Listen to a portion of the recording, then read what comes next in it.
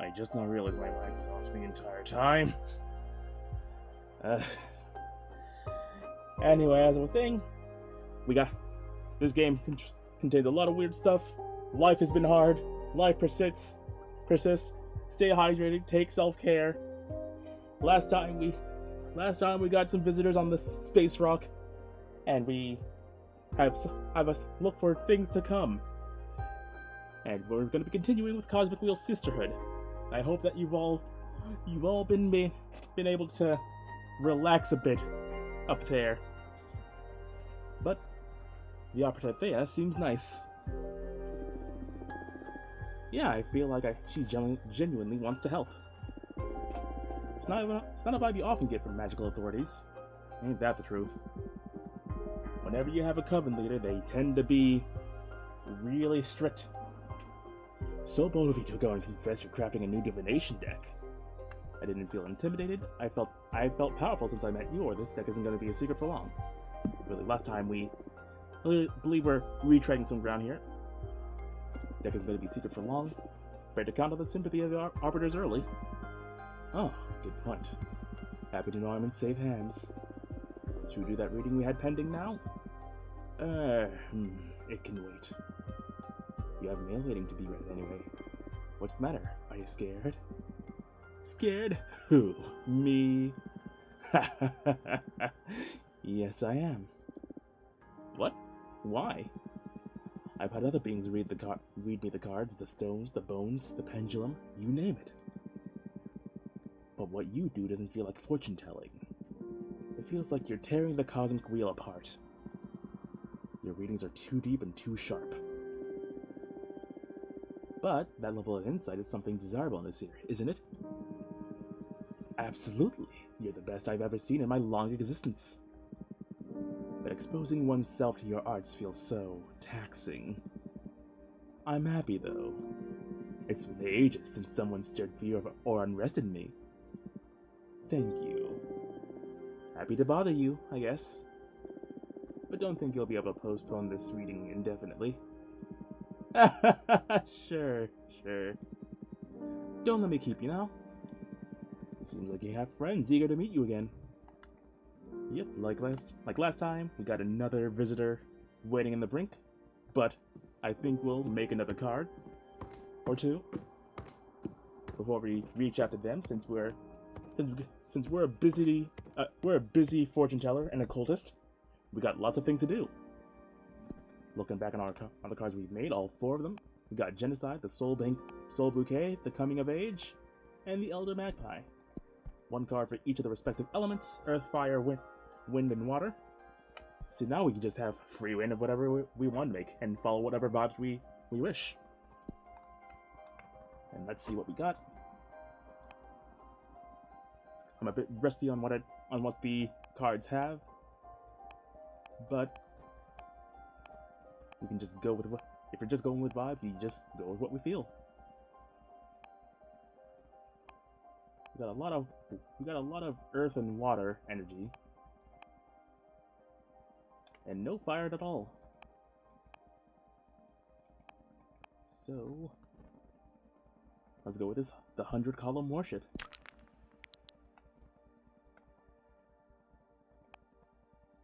You can do anything with up to 2 wind energy, but no fire. So we're kind of spread thin here.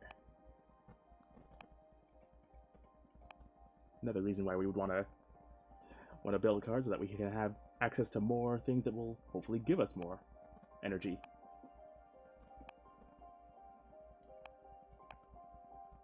Okay, what was our main card? Oh, I was hoping it would show us what the card was, but I can recognize it. A bunch of towers, so gotta find what would go good with a bunch of towers. Perhaps a Harpy Herald? Yeah, well, that would be the case if we had more wind energy.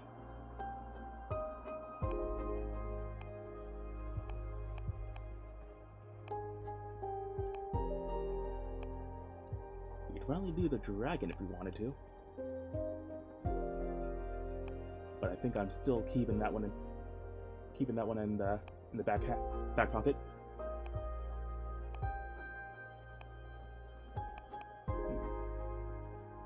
How about the Deerfold Paladin? See what that one's about. And then I believe it's one of those that has a one associated with it. Yeah. Gonna be a very earth heavy card.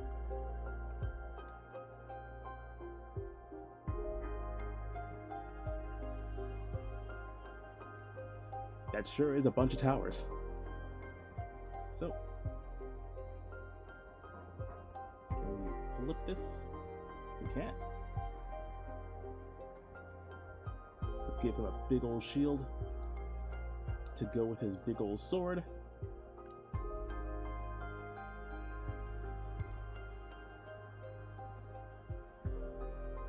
Have him watching dutifully. We can't.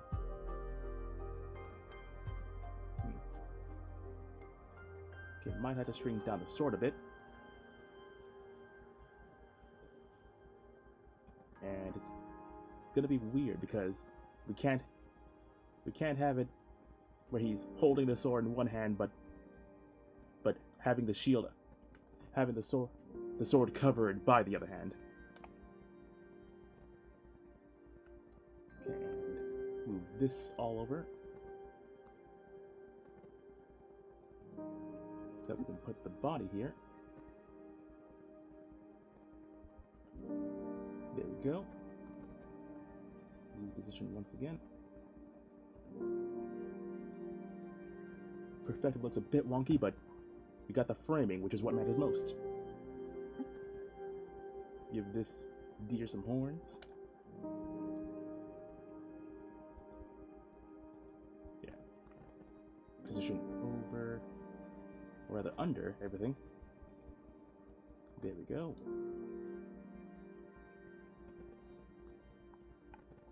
Ooh, yeah, that's nice. Very simple card, but effective.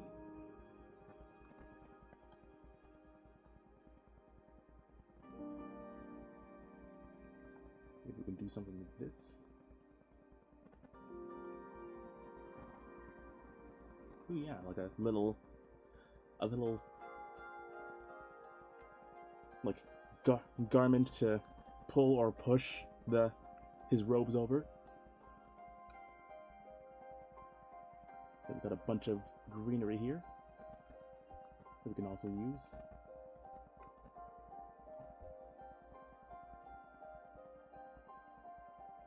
This one's going to be covered, but I think we use one of each.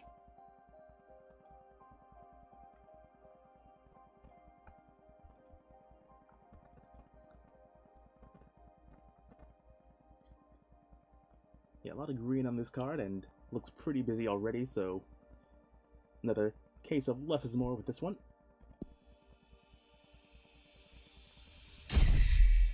And what do we get? The Judge.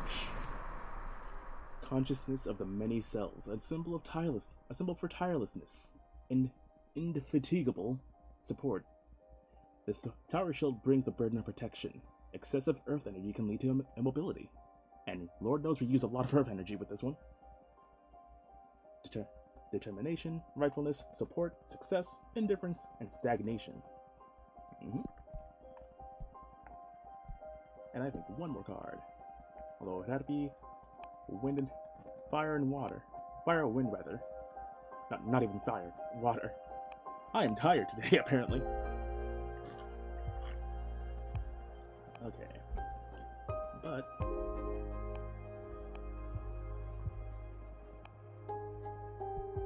let's see, the Sunset Ducks.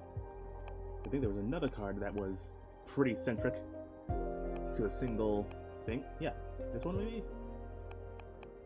The Banner Bearer, but I'll check the other ones just in case.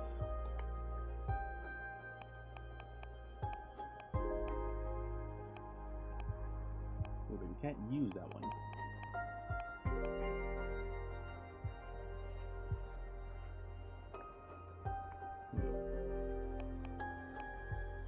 There's a lot we can't use, actually.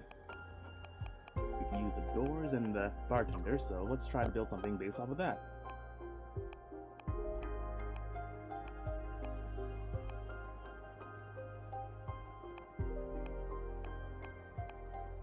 mean, there's a bartender, there's a club card and a bartender arcana, so kind of leads towards one direction. This is gonna spend the majority of our energy period. Ooh, we're getting other symbols though.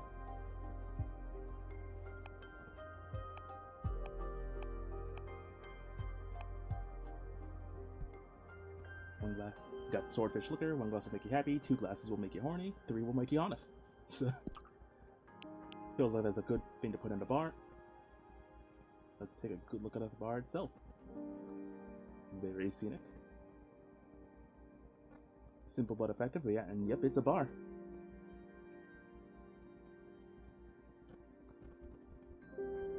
Fortunately, we can't exactly put our bartender in the bar.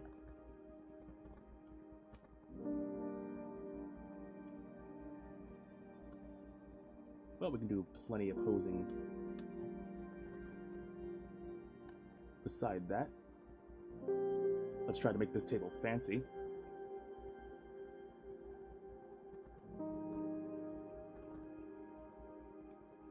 What's a bar without some fun, gimmicky tables?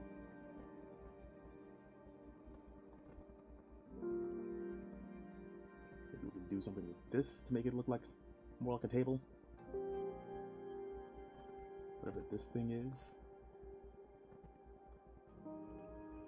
Kind of works. Yeah. Kind of gives the table a sort of golden edge to it. Gotta rearrange it. There we go. Much better. Give me a drink, bartender. Slides off table. God, I love that meme so much. Well, if our bartender's gonna be giving anyone drinks, it's gonna need some arms. Ideally, gonna need arms.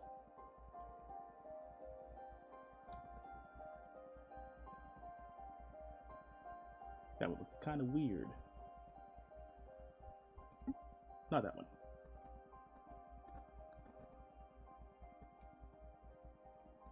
Yeah, that one kind of works. Have him leaning against the jukebox. As awkward as that would probably be. And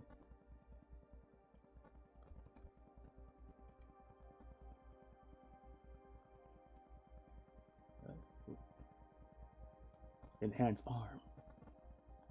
Okay, that looks better. Not ideal though, but we can do this. There we go.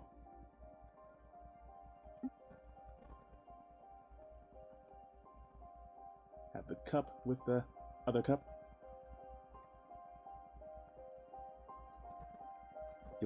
We can give him, I'm guessing this is supposed to be like the head of a swordfish. Yeah. But let's make it into a fancy rapier. Because why wouldn't a bartender have a rapier? It's good for self-defense, you see. You could use a gun, or you could be fancy with it. And sure, why not? Let's give the bartender his own vice. A cigarette.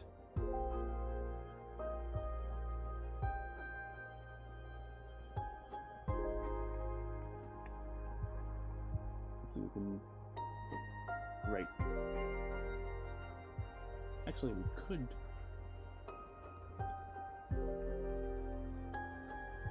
It's gonna be weird. Weirdly lopsided. But yeah, we'll have to move our bartender once again.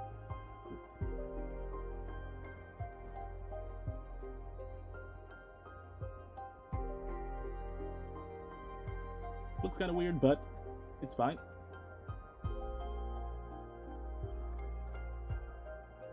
Ooh. And with that, we can create another sort of like eye-drawing card. We have the fan in the middle there, sort of like drawing your attention when you're looking down, and then go for the swordfish or the man in the jukebox to the table, and then end off at the card name. And then if you're looking from bottom up, you have the reverse. I'd say that's solid. 2 cards. And then we can check our mail. The Red Strings Club. Fortuna, are you listening? Look into their souls. Witness to many kinds of love. The bartender can channel hidden feelings. The swordfish liqueur runs with truth. A flood of water can unleash hidden potentials. Communication, peace, yearning, passion, and power. That's a fun way to read a sort of club/bar setting, instead of it being like a, oh yeah, you're getting drunk, you're hiding away your truths, you're drinking down your problems. It's a place where you can let loose and confide in someone who isn't gonna judge you because they're just paid to be there. They'll give you the means to be free, but they won't judge you for what you say. I like that reading. Anyway, our mail. Maybe another card reading, who knows? Because we are very low on energy, and I don't think we can have a good fortune telling without more energy. Take our sweet time climbing up. Ooh. What manner of creature are you? I love you. Oh, we have 2 of them. We have a funky looking wooden lizard. Maybe some kind of pangolin, maybe? And an adorable little, like, hermit crab that uses logs, like that one bug. I like the vibe of the lizard more. I love both of these creatures, but the vibe of the lizard, that is cool. I love that. Fortuna, this is great news. I'm dying to see you, girl. Save the world and you'll have me coming through your window ASAP. Love, Dahlia. Again, the energy. Who's our first friend? Gotta say, I do love flying in through a sword. That is a vibe. Fortuna! Fortuna! It's me, Dahlia. Girl, your hair's insane. I love it. Oh god. Not sure if the music was loud for you guys, but it very much was for me. Whoa. Fortuna! It's really you. I can't believe it. I'm so happy to see you. Wow. Wowza. Respectfully, though. What's up? Tell me what you've done these past 200 years. Come on. 2 fucking centuries. Can you believe it? That's fucking Adana. I swear to you, she's gonna pay. Slow down, please. I'm sorry. I can't believe I'm finally speaking to you again. So, bring me up to speed. There's nothing much to tell, actually. It's been boring as hell here. I almost lost it. Or maybe I did lose it. I don't really know anymore. I wouldn't be able to stay locked up and isolated for so long, I'm telling you. I would have gone after Adana to kill or be killed. I wish I had your strength. Same here, dang. What are you saying? You're stronger than me. 200 years by yourself and you're still standing? I don't know anyone stronger than you. There's another kind of strength too, I guess. But I envy you. Ready to go out with a bang, not with a whimper like me. But you didn't go yet, girl. I'm sure you've got plenty of pent-up energy ready to get back to the universe whenever you regain your freedom. Actually, I've been crafting my own divination deck. What? What do you mean, crafting? You're making the cards and all? Ooh. Howdy, Rune Mithra. Good to see you once again. Good to have you in chat. And yeah, phones can be a little finicky. Smart technology does not mean it's better. I know that all too well. Yep, that's exactly it. I summon images from dominions for the cosmos for the backgrounds. Then I summon images of cosmic arcana, energy symbols. and I compose the designs of the cards with them. The meaning of the cards vary depending on which elements and energies I combine. That sounds crazy cool. Show me your favorite card. Well, the deck is still too green, and I may need to make a lot of cards. We made 2 new ones already. Our deck is looking robust, if I say so myself. Doesn't matter, show me your favorite so far. We can show our favorite. And... this is like choosing your favorite Pokemon out of your team. Because I like all of them. They all have a really nice vibe to each of them. The 2 new ones are still fresh, so like probably it's going to take me a while to grow on them. One is very simple, the other is a bit more robust.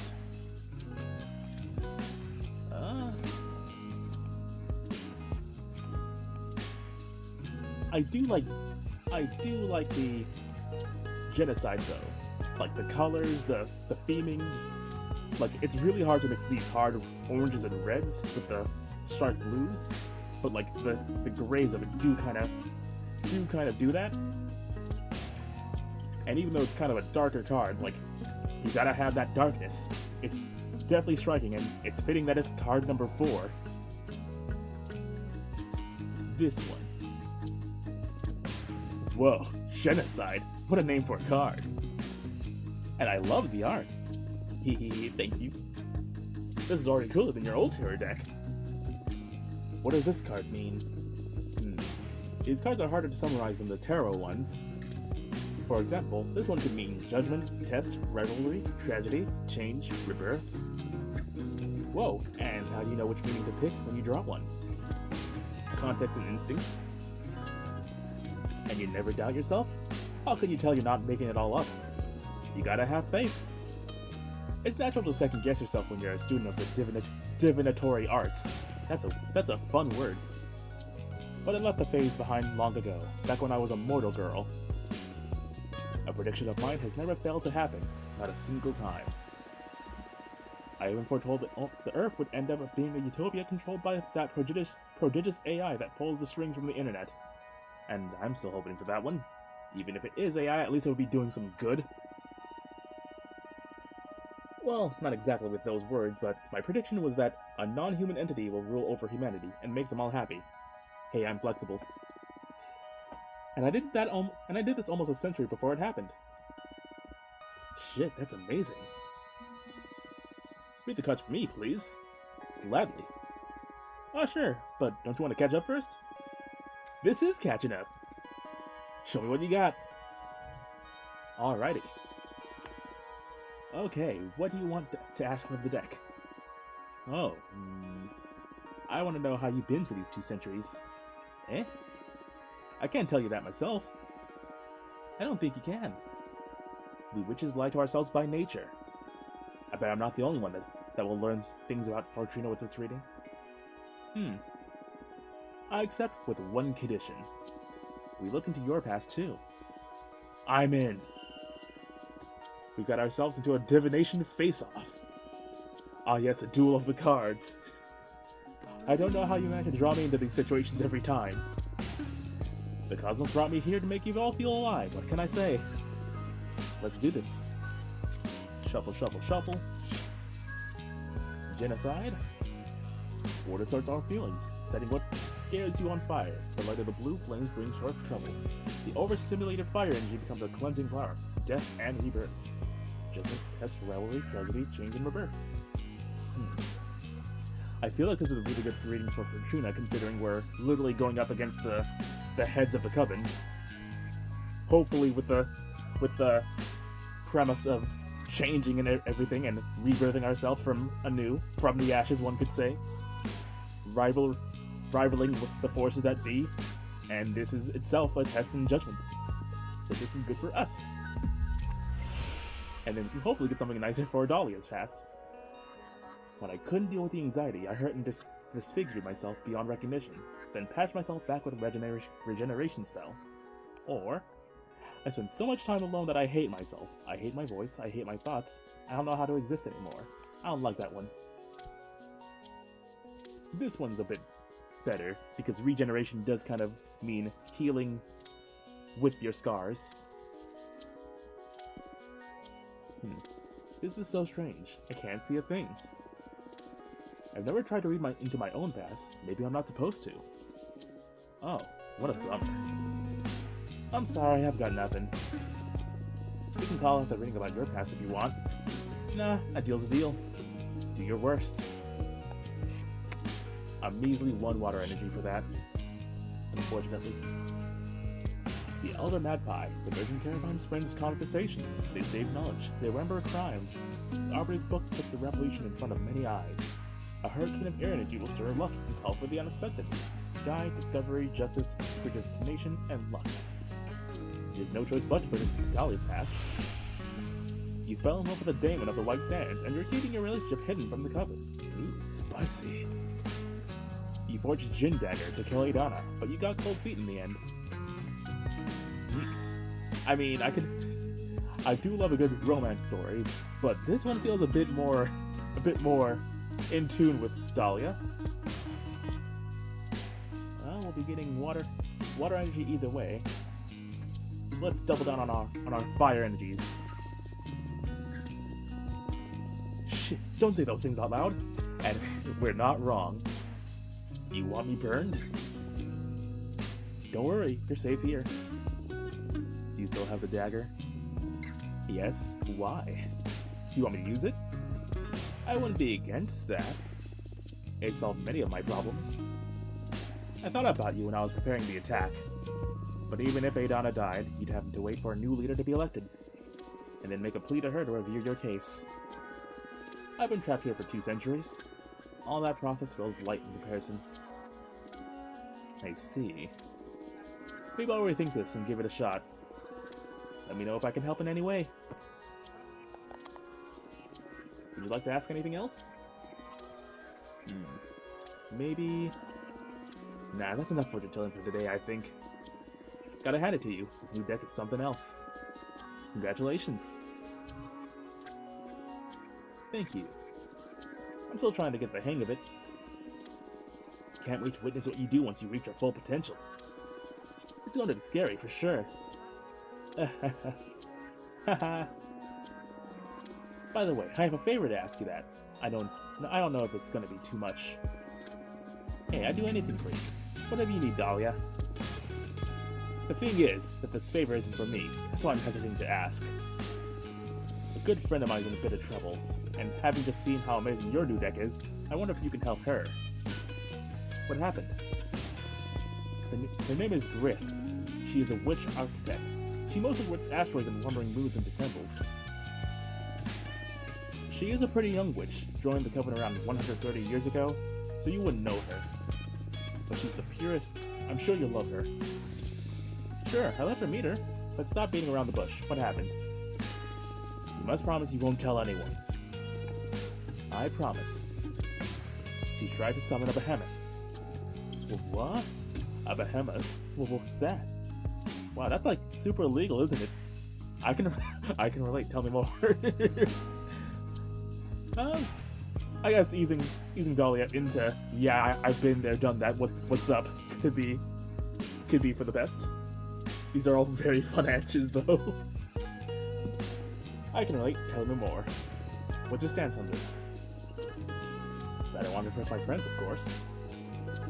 Happy to hear that. What kind of behemoth Greth try to summon? Well, to protect me from its influence, she didn't give many details. Greth tried to summon a builder behemoth to help her craft a special altar out of a titan skull or something like that.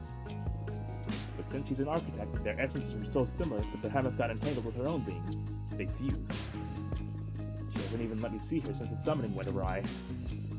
Oh my, this sounds grave. She's desperate. That's why I'm coming to you. Your deck may be the only hope for her at this point. She can't stay hidden from the Coven forever, and when they find out... I don't even want to think about it. I'll help her. I'll do everything in my power. I promise. Thank you, Fortuna. I must go now. I'll go grab White you, and... Thank you for the reading. You're the best, and I love you, and I'm so happy to have you back. Me too, Dahlia. See you soon. Bye. Got a good amount of energy from that, thankfully. Although I'll hold off making another card for a bit.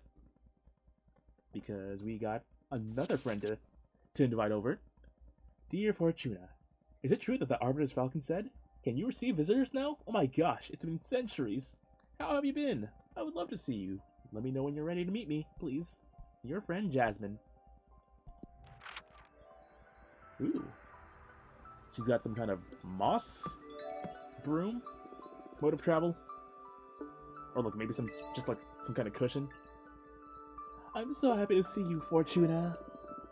Thank you for coming. I miss you so much. I love you. I love you too. Oh my god, she's adorable. I thought you still had a sentence of 8 centuries ahead of you. How in the cosmos did you manage to stop an Adana? I didn't. It was an arbiter who took pity on me. Or, well, more than pitied me. I think she was awestruck or something. Either way, she lifted the ban on visitation since she determined Adana's punishment was too severe. And that arbiter was dang right. I mean, I wouldn't dare go against Adana's judgment. But keeping you from receiving guests is a punishment for all the Coven, not just you. You're just too precious. I missed you so much. I miss you too. So tell me, what did I miss in these 2 centuries? Shut up, you tell me about you. I'm not ready to go into that. Nothing pretty. Isolation could take you down some dark paths. I'd rather hear about the outside world. It would mend my spirit a bit. Okay. What would you like to know about? How's the Coven these days? Are you working on anything interesting or any juicy gossip? You gotta tell me the hot tea, sis. Well, I thought you didn't enjoy gossip. I didn't, but I know you do, and I've been incredibly bored. So I'm considering getting into the Tittle Tattle Club. Haha, that's wonderful. Any genre you may be interested in? What about some romance? Any major beef that I missed out on? Anything on Dahlia? Ooh. How do I want to play this? How do I want to play this? Information's the powerful thing. Especially over another person. And we haven't just met Dahlia, by the sounds of it. Seems like we've been good friends for a few centuries. But it's rude to talk about. It's rude to gather information about a friend when you've just had them over. So, what's the beef? Any major beef that I missed out on? Too much, I'd say. How so? Adana set up a system where we all have quarterly performance checks. Ew, gross. And that's made us all grow exponentially. Many other Covens are trying to imitate our system to stay competitive, but some witches are having problems staying in the game. And if you accumulate too many low performance reviews, you get expelled from the Coven. Lily is the only one who judges whether or not your performance is satisfactory, so... Oh boy, a hierarchy. You hate to see it. Some witches succumb to the temptation of sabotaging others' efforts to make their own progress seem better in the eyes of Adana. Come on, Adana is smart enough to see through those schemes. I don't know, there's a lot of witches to keep an eye on. I mean, yeah, in a Coven, you gotta... Like, you can easily kick someone else down in your own progress, easily enough. If you actively tried it, you just have plenty of means to do so. Don't let it fool you. I'm sure this all plays into Adana's plans. To make you all tougher for whatever shitty power dynamic she's high on right now. That can't. Do you support her system? Well, publicly, of course. Don't let us out of this room. I have my reservations, yes. Make sure y'all are staying hydrated out there. I believe the system could be tweaked to keep personal happiness in mind a bit more. I don't know what Adana's game is, but this is turning out to be too much. I want to say it all. I hope it all gets better eventually, because God, I hope that for everything.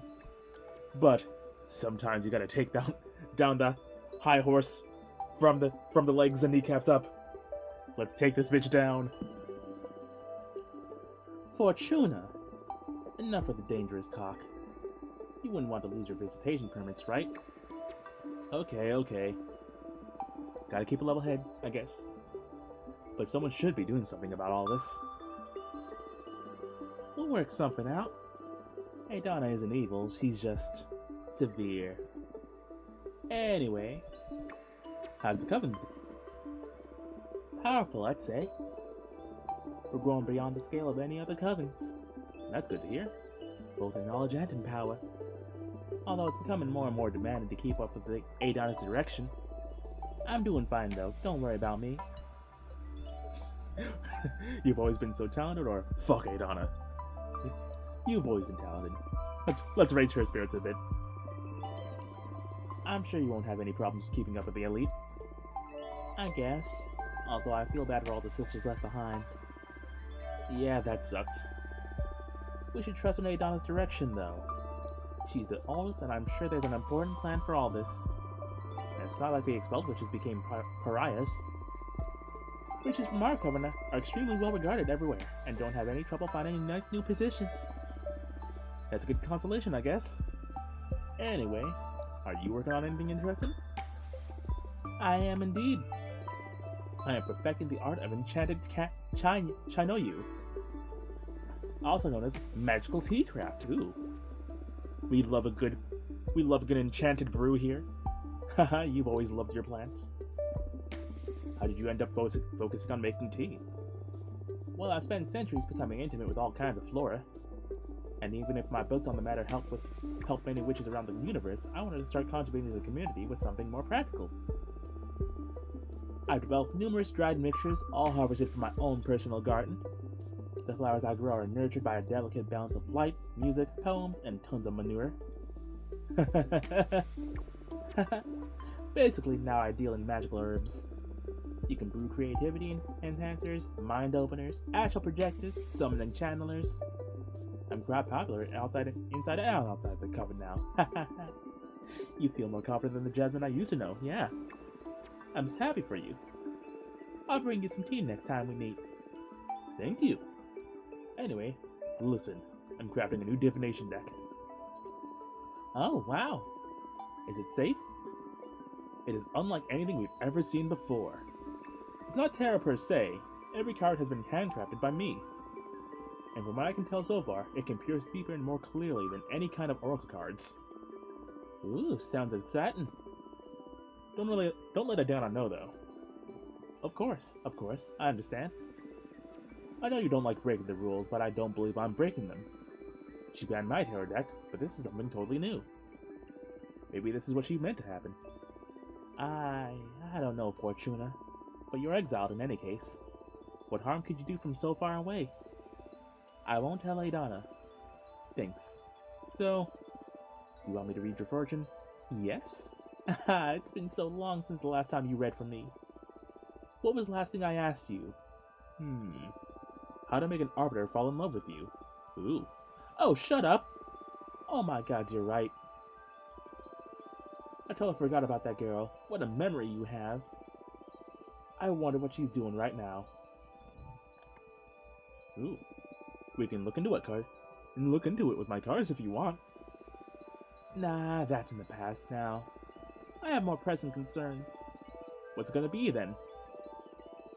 My magical garden isn't doing so well lately. It feels ill. And I can't figure out what the problem is.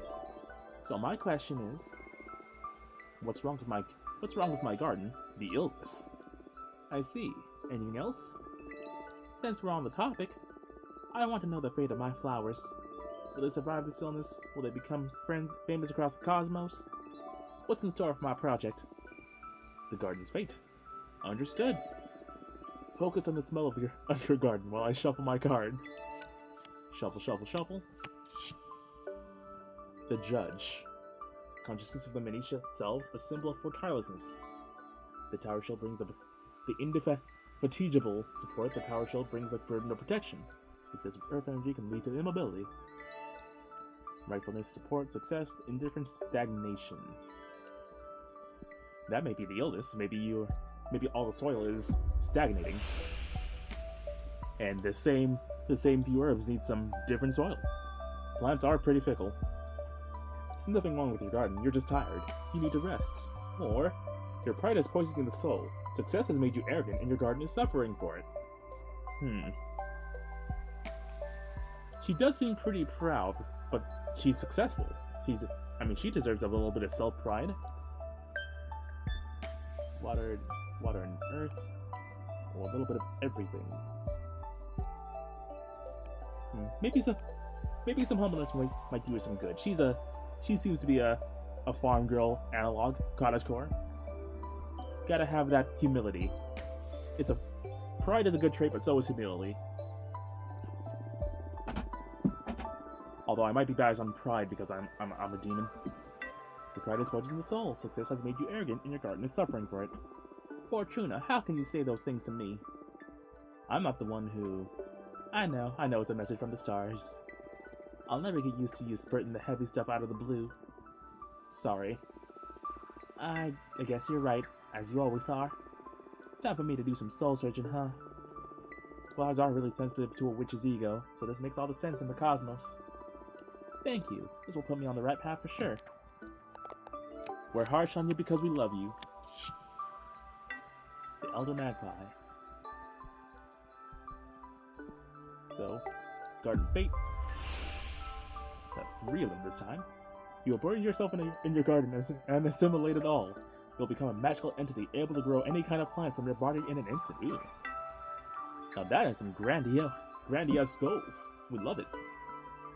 The garden will become the key to the survival of the Coven during an extremely gruesome cosmic plague. With time, entropy will take your garden away. It will gradually wither and die. This will offer you the chance for a new beginning.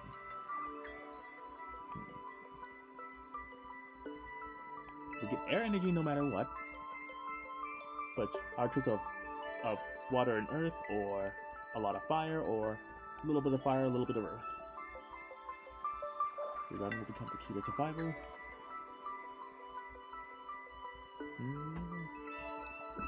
I mean, considering she's cottagecore, assimilating with her garden might be the end goal for her.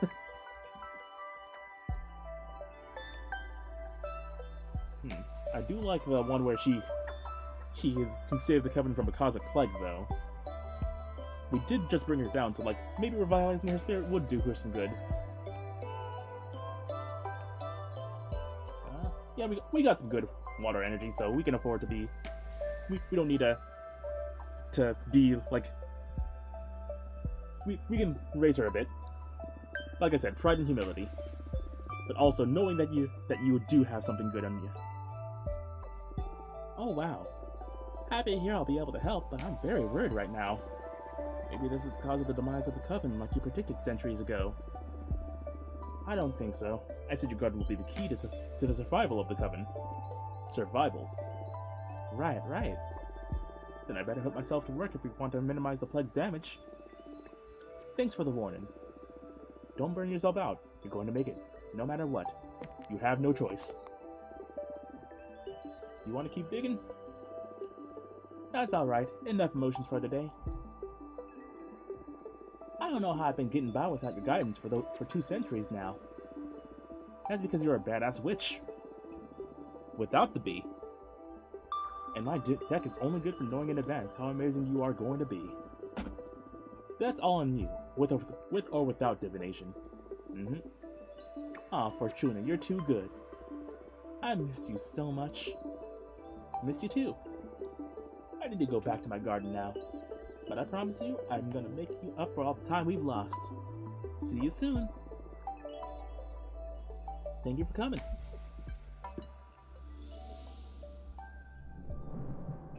That was some good visits. Got a nice variety of friends. And hopefully more on the way. What a heartwarming reunion. I didn't take you for the intense friendship kind of character. It's all because of them. They're just too good and don't mind bearing with a weirdo like me. Don't sell yourself short. I'd say you're still the most interesting of the lot. I'm sure they experience the same kind of attraction I feel towards you. Come on, stop buttering me up. I'm not that charismatic. I wouldn't say it's charisma. It's more primal. Like how the mortals can't avoid staring at a flame. You woke up poetic today, huh? Say, who do you like best, Jasmine or Dahlia? What kind of childish question is that? Or either or. Not sure what effects this will have on the game, but of the two, I do like Jasmine's vibe more. I do love a good nature witch, being I'm an occult, sabbatical kind of goat myself. Gotta know how to tune to nature. Although battle witches are amazing though. But plants. Jasmine. Oh, and why do you like Jasmine best? She's so sweet and agreeable, she is smart and considerate, she's very delicate and sensitive, she's just too pretty. I mean, these are all correct. But I think smart and considerate, those are good qualities to have in any good person. Looks like someone you could converse with for hours, yep. On the other hand, I think I'd get bored of Dahlia really quickly. Skill issue? Dahlia, she seems simple, don't you think? Hey, watch it. Dahlia's uncomplicated and pretty straightforward, but she might be smarter than you, and she could definitely kick your ass. You think? Want to find out? Easy, I was just pushing your buttons to learn where you stand on each of them. They have all my respect, I swear. You better. Well, thanks for indulging me. I swear to you, this isn't gratuitous. I have my ways of mentoring, even if you find them ludicrous. As long as you help me through my exile, you can be as silly as you want. At your service. What's your plan now? I think I'll make some cards while I wait for our familiar from the architect, Greth. Good, let's build that deck. Good thing I waited to make some cards, so now I have some energy at excess. Since we're getting someone who sort of fused with the behemoth, we might make that earth card now. Where is it? That's the one. The Forgotten Factory. Many millennia ago, before witches cracked the cosmic code to manipulate matter, they built a factory under the crust of Venus. It was operated by iron golems, and it allowed many human covenants to expand beyond the solar system. And we gotta... Where's the one thing? The pilot from the Machina cult, but we can't use it. We're out of Earth energies, officially. That might change things up a bit.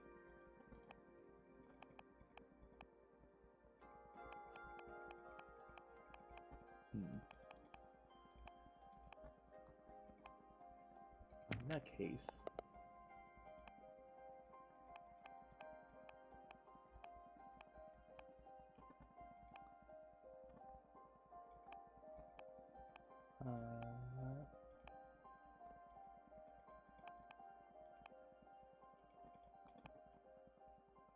How about Defrenia, a city of blacksmiths built inside the skeleton of a titanic behemoth. The bone marrow of the fallen beast burns for eons, so the forges are always alight. That'll give us one energy to spare. We just gotta find something fitting for it. The Banner Bearer, considered puny cowards, these witches know there's nothing braver than to charge onto the battlefield with a cloth instead of a sword. Might be good.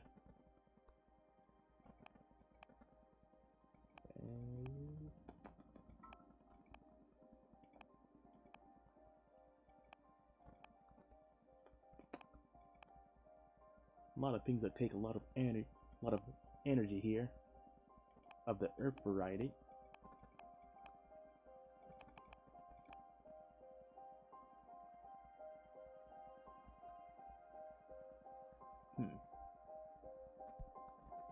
Let's go with the Gold Lore, one of the artisans, a minor god who crafts blessed jars. Water poured from amphora blown by the Gold Lore will make fruit grow out of dead soil. Wine poured from a gold vase will make mortals find love. Tea poured from a golden kettle will inspire witches to write new spells. Since the person Greth is a sort of creator artificer as well.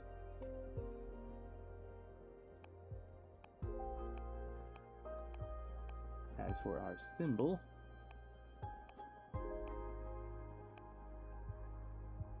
got a trumpeter on a forge planet.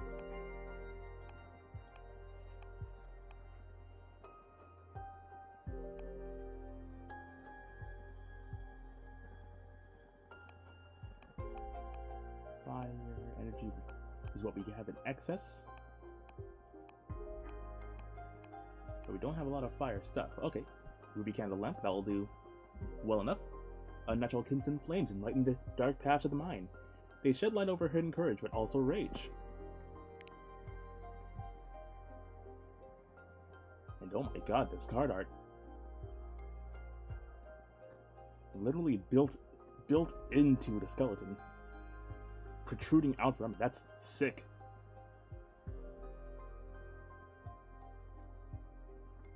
But what about... Okay, we got all the doohies here.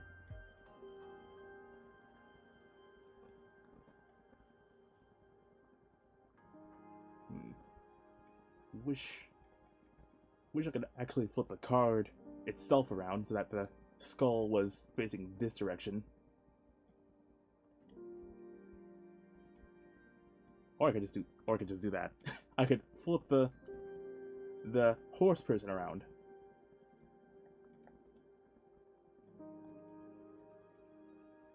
Or maybe it's a snake person. Because the behemoth itself is kind of dragon-esque.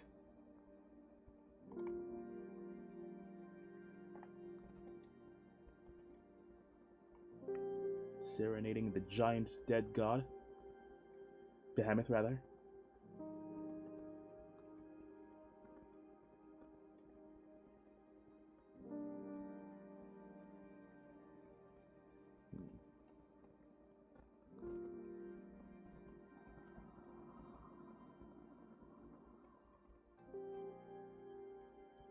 Not much I can do with...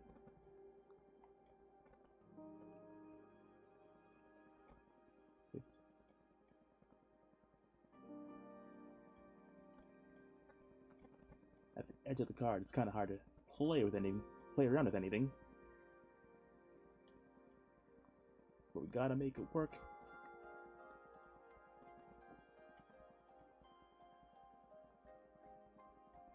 Put that at the end.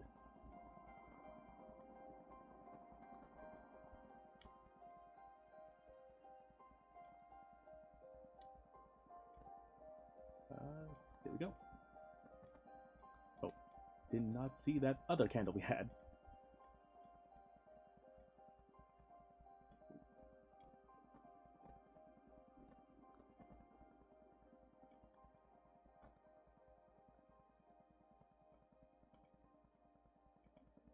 I can work with this. A very bright flame. Flame 2. Begin it a bit more. That way it kind of looks like a... yeah, like an actual lantern. Center it a bit. Maybe make it a bit larger. Darn my big meaty hooves.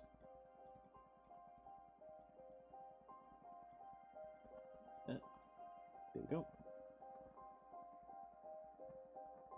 Can I, like, pixel by pixel it? Nope.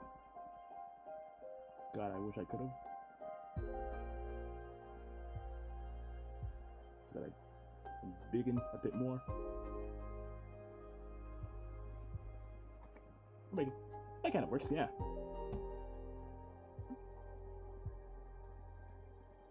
We got a triangle.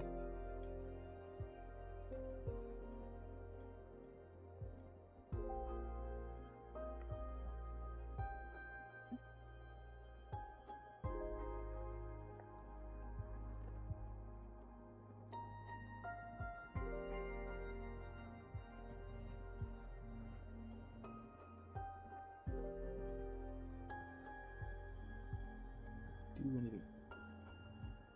Can't really do much else with this. even if it does have a lot of negative space.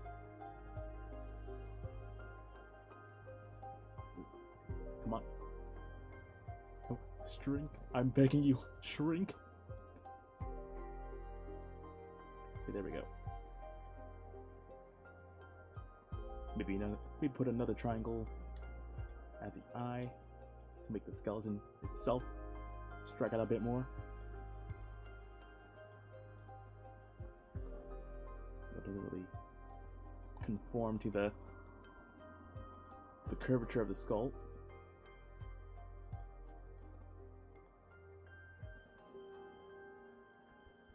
Yeah, and it goes under the.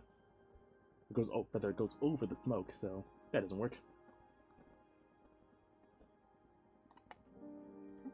But it will have to do. We got horse snake person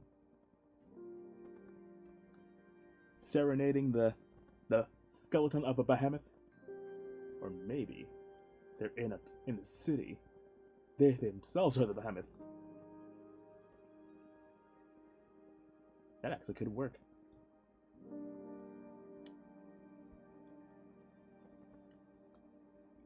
Yeah, that actually works. And that's why you brainstorm. You always second draft yourself. Giant candle's more of an offering, or maybe a guiding light, as well as a fine decanter of mystery liquid. This I can pull out from in here as well. Negative space is less negative.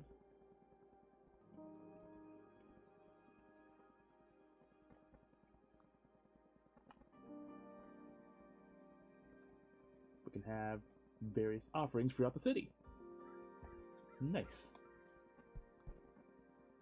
Shame that we have to leave out the giant skull, but gotta do what you gotta do. We do what we have to. The Golden Furnace. The bone marrow of the behemoth sears throughout. Sears. Thought.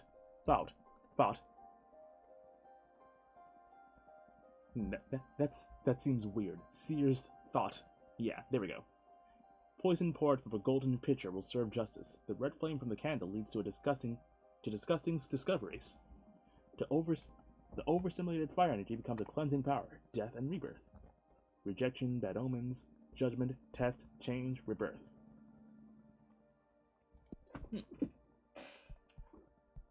That'll do good.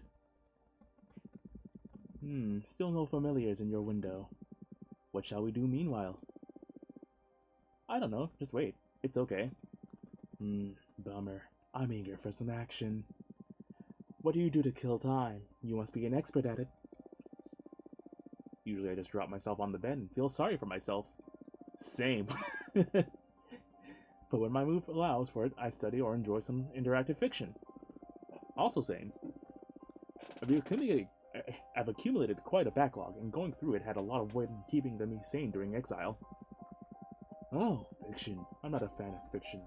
The universe is already a great purveyor of stories. But you go ahead and do some reading. I'll look at the stars or something. Yeah, I might. Okay, so we can go to our bed, presumably for a nap. We can go to the window. Not much else. We can make another card, but we don't have a lot of energy to spare.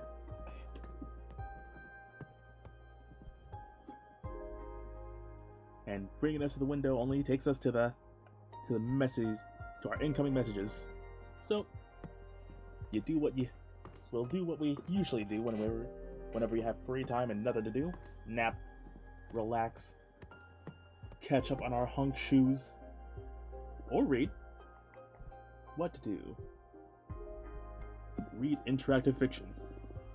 I'll put an interactive tale at random from my collection. The Secret Cult by Jordi DePaco. There's always been a legend among butchers on the island of Terra Nova about a secret cult hidden inside cows with crimson fur. Cows with crimson fur are already a rarity, but finding this piece of meat is even rarer and requires a high level of skill to extract it undamaged. As the myth goes, whoever eats the delicacy will be blessed with unwavering health and good fortune. Not once in your 70 years as a butcher have you ever come across a crimson cow, until today. A farmer friend of yours brought it before dawn, a very young calf, just a few weeks old. He doesn't want to have anything to do with crimson cows since he believes they bring bad fortune. You're not sure if he's unaware of the legend or if he's really had bad experiences with them. In any case, there she is. Her fur bright as a bonfire, even in the dim light of your workshop. She's too precious to spare her life or butcher the cow. I may be a bit biased as a fellow farm animal, but I would spare her life. This is my interactive fiction, and I choose how the book goes. For the life of you, this animal is just too unique to be turned into meat. You spare her life and adopt her as your life companion. You name her Rhapsody. She brings you health and happiness by means of company, not sustenance. She is gentle, loving, and patient. She listens to all your tales and reacts with a moon in just the right places. 4 years go by. Rhapsody grows big and soft. You prepare a bucket of her favorite herbs to celebrate her 4th birthday. As you are singing happy birthday to her, an expensive black car drives slowly into your yard. The chauffeur gets out and opens the door to an old woman, emblazoned with a fancy red coat. She joins the singing with a smile. "Good day to you, my dear butcher," she says upon finishing the song. Rhapsody dives into her birthday treat. "I'm happy to find the specimen in good health. I'd like to purchase your cow." The chauffeur opens a briefcase in front of you. $1 million if you get the secret cult out of her for me. This is my precious baby Rhapsody. Absolutely not. You're fused. Rhapsody is just too precious. The woman twists her nose. "I'm willing to go up to $5 million if you get the legendary meat for me, please." Very tempting. Very tempting. Very tempting. But no. Rhapsody is not for sale. The woman senses your unbreakable determination and decides to give up. Not with me. I have the power of love and enemy on my side. They pack up graciously and leave forever. You live until you are 100 years old, not finding yourself bedridden a single time. You and Rhapsody die together, peacefully cuddled in her stable. Aww. You tell her goodbye and she moves just at the right time. One earth and one water energy. What to do? Let's read some more. I'll pick an interactive tale at random. Tickles by Emma Royce. Back and forth, this wooden husk I take my naps in wandered adrift in an endless, merciless sea. Ooh, a picture! Very creepy. Swayed by fate, we both aspired to meet a destination. For that we survive storms, dodge leviathans, ignore decline, hunger, and thirst. Inspiration birthed our souls, making us survive by and for desire. But the infinite happiness of meeting a goal doesn't last long. Now here I lays, longing for a wee awakening. I think the messenger is back, but maybe it's just my mind playing tricks on me again. This little friend is a dissonant note in the everyday routine of doing nothing, barely feeling and being bored to death, once it even tickled. In truth, it's been days since I could move my limbs, since I started feeling so exhausted.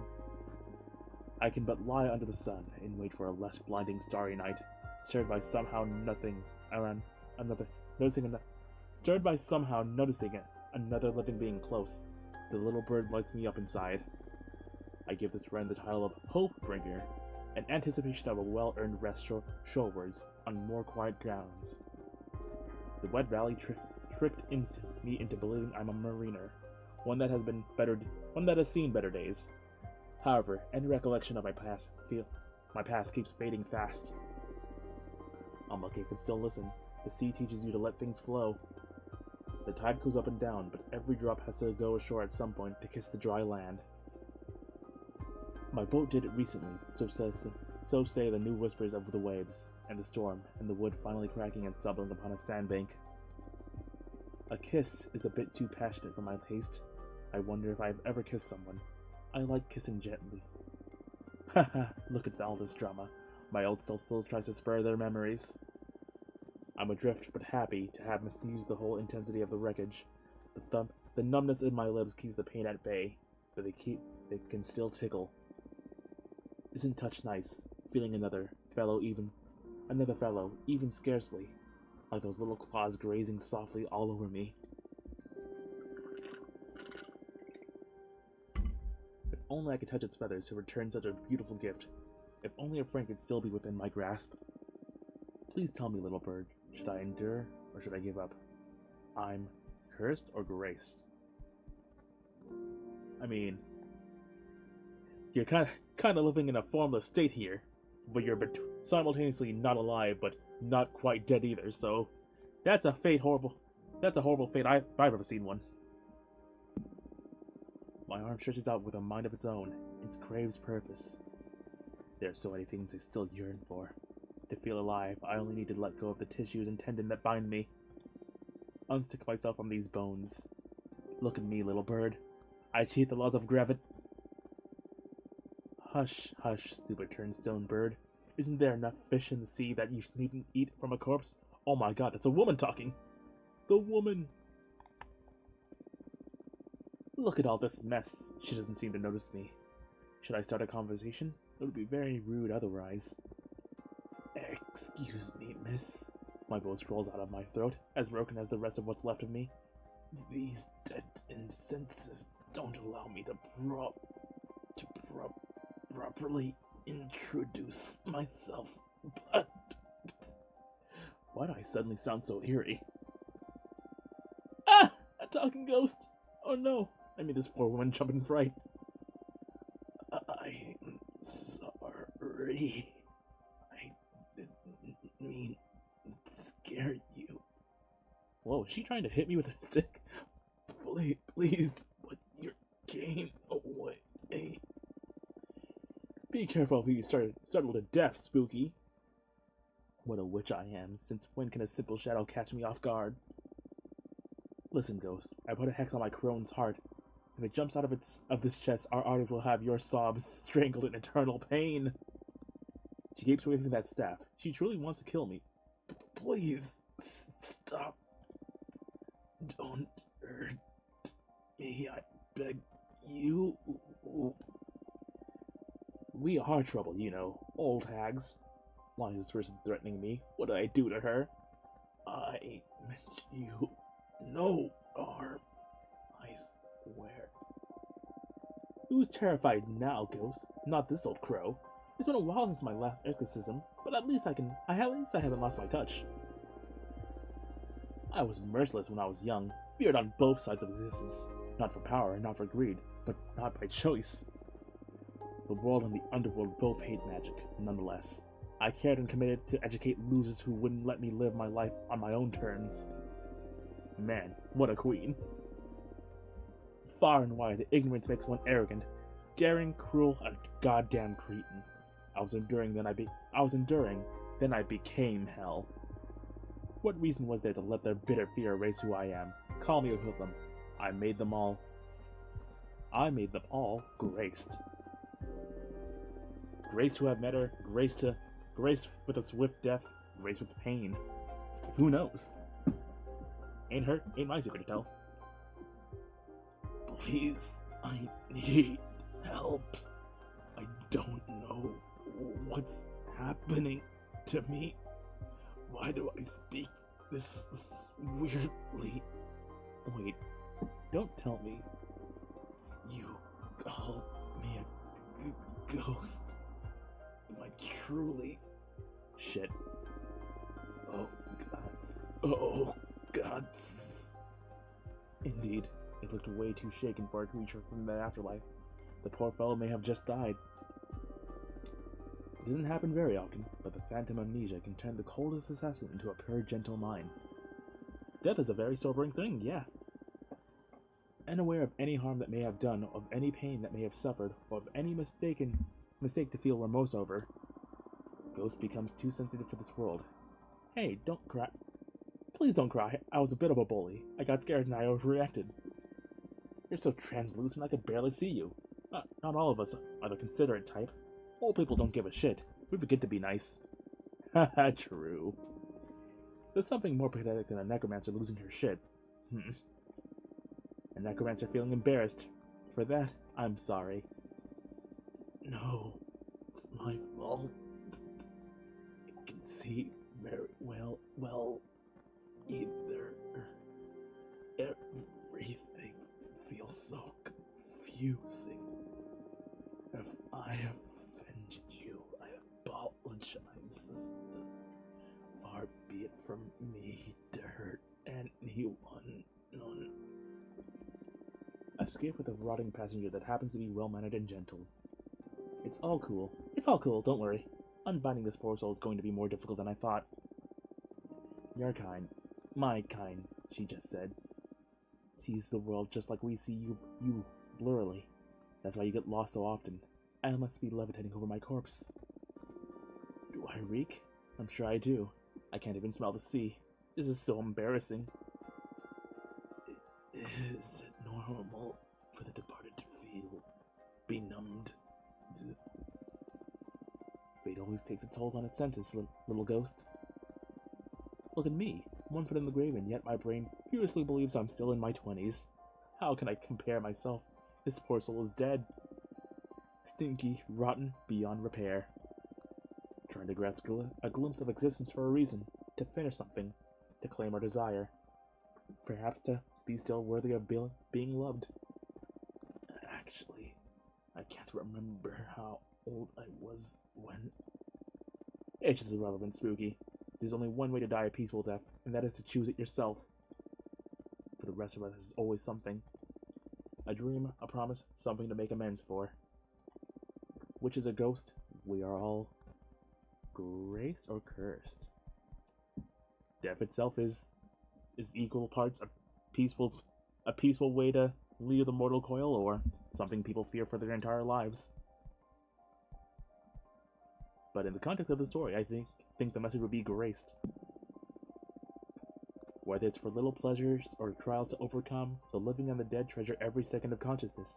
How could you not be a form of life? I'm but a fool, an old hag trying to cheer up a specter by getting depressed herself. Would you mind if I smoke? Oh no, not at all. I couldn't stop thinking about my body smelling. Hadn't you an anxious one? What a dumb thing to worry about. She's so kind. Pretty cool, too. Smoking fancily right beside me like the heroine of the story. I could blush. Tell me something about you, little ghost. Your voice comes along with a strange echo that tickles my ears and reverberates a somewhat sweet melancholy. It feels akin to my own sadness. Wow, now I'm blushing. Oh, thanks. Wait, why am I taking this as a compliment? I thought my voice sounded truly awkward. I think it's beautiful. Even if she's only trying to be kind, I feel so relieved. How long has it been since someone was nice to me? A sadness akin to a final memory to treasure. There's not so much that I can tell.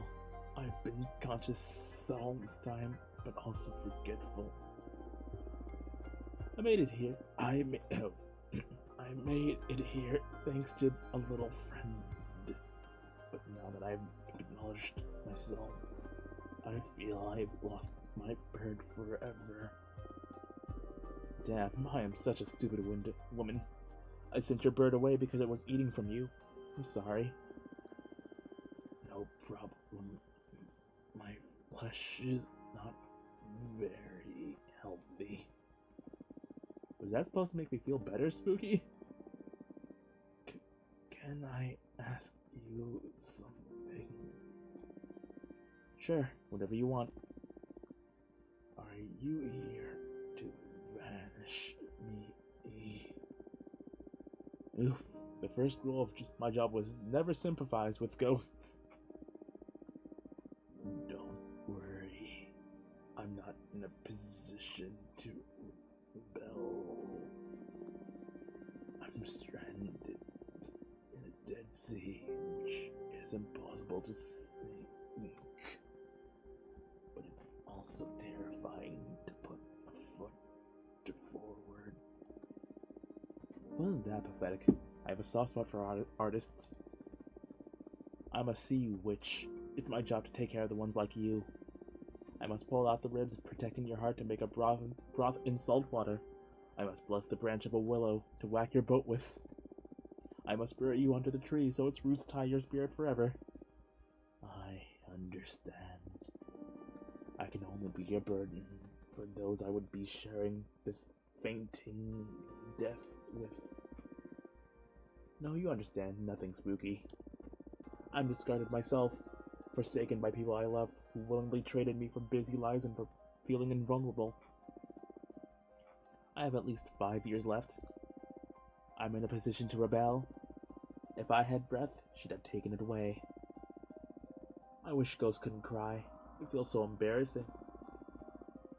Hey again, there's no need to be dramatic. I didn't want to. I'm cursed. Cursed with the flair of the dramatic. I'm sorry. I can't help it. Your kindness is devastating. I'm lifeless, and yet you want me to live. To live is to be scared. Oh, to live is to be scared, Spooky. But if we keep talking for the next step, we may find something to gain for ourselves.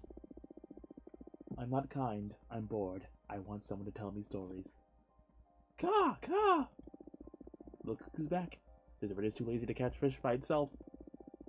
I thought I didn't have stories to tell her, but I have at least one. It's about a little bird that gave a ghost some hope to live. I would gladly try to make up stories to speak with you as friends. What to do? Told 2 stories, so let's do some studying. Alright, what do we have here?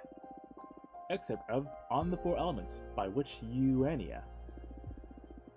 For the initiate, the fact that magic is reduced to 4 elements may strike them as an oversimplification. But the building blocks of our universe are simple. No matter what taxonomy you develop to understand reality, it always fits within the 4 elements. Even if you reject anything astral and focus on the material things, reality can be divided into 4 elements: gas, air, liquid, water, solid, earth, and energy, fire. In a more philosophical sense, you can dissect anything by analyzing its where, earth, when, air, why, water, and how, fire. You can even pick apart the most mundane things by these rules, for instance, a stone. Its air will reveal to you how it affects its environment, what the social preconceptions are about it, or how much time it has been standing there. Its water will allow you to access its potential to become poetry. The reason the stone and no other ended up in that particular place, or what its initial form was before erosion shaped it in that way. Its earth demonstrates what that stone is made of, how could it be as part of a wall, or even what kind of carvings you could work out onto it. Its fire tells us how its potential to cause harm, how easy it would be to break it apart, or how coveted that stone could be. As you see, the 4 elements open the gates of thought to infinite modes of analysis. It's a fun way to look at things. Study again. 2, 2, and then 1 for the rest. Alright, what do we have here? Oh. More excerpts on the 4 elements. So, let's head to bed. We did some studying, we told some stories. Gotta rest the mind. I'll just rest for a bit, I say as I take a 3-hour nap. You dream about you are old and surrounded by 11 kids. They are all orphans from different planets that you desire to adopt. You're teaching them to play a very complex board game about witchcraft. All of them fall asleep mid-explanation, and you feel disappointed. Wake up. Ooh. 2 more animal friends. We got a robin and a spider. But we also have good amount of energy. 4, 4, 1, and 2. But I think we'll build up a bit. That bird has hair. Beautiful, beautiful, beautiful hair. But let's go with the spider first, because I do love me a good bug. We have a bone lizard, a little a hermit crab that gathers stone, a spider, and a bird now. We're covering all of the elements, it seems, since lizards are usually associated with fire. Witch Fortuna. My friend Jasmine is always talking about you, and she just told me you're allowed to receive visitors now. Congratulations! Sorry for contacting you so abruptly, but I think your divinatory arts could help me regarding a thing with a personal project. Now I'm in a bit of a desperate situation. Louise. Invite. Ooh, magic carpet. Gotta love the classics. Ooh. 4. Much like her familiar, she has many limbs. More than the average. Hello, ma'am. Or person. Welcome. Welcome. Hi. What's your name? Fortuna. Your name is Fortuna. I'm sorry. I'm sorry. Nice to meet you. Your name is Louise, correct? Or, right? No need to be so nervous. Any friend of Jasmine is welcome here. I'm sorry. I'm sorry. It's just that I've heard so many things about you that now I feel like I'm meeting a celebrity or something. Ooh, got some added, I guess, instrument in the background, clapping. I guess to represent the many arms that our friend here has. Oh yeah? What have you heard? All good things, don't worry. Mostly from Jasmine. She loves you and missed you so much. You know that. I missed her a lot too. Why don't you take a deep breath and tell me a bit about yourself? Okay, sorry. My name is Louise, and I'm sorry, I'm drawing a blank. It's okay. How about I ask you some questions? Would that be alright? Okay, that's good. Thank you. Let's see. What's your specialty? I mean, they seem like a very hands-on person. Ha ha ha ha ha. Alright. I'm a Pith Weaver. Oh, that sounds cool. What does it mean? I can harvest mortals' entelechy. It's a magic substance that defines one's behavior and desires.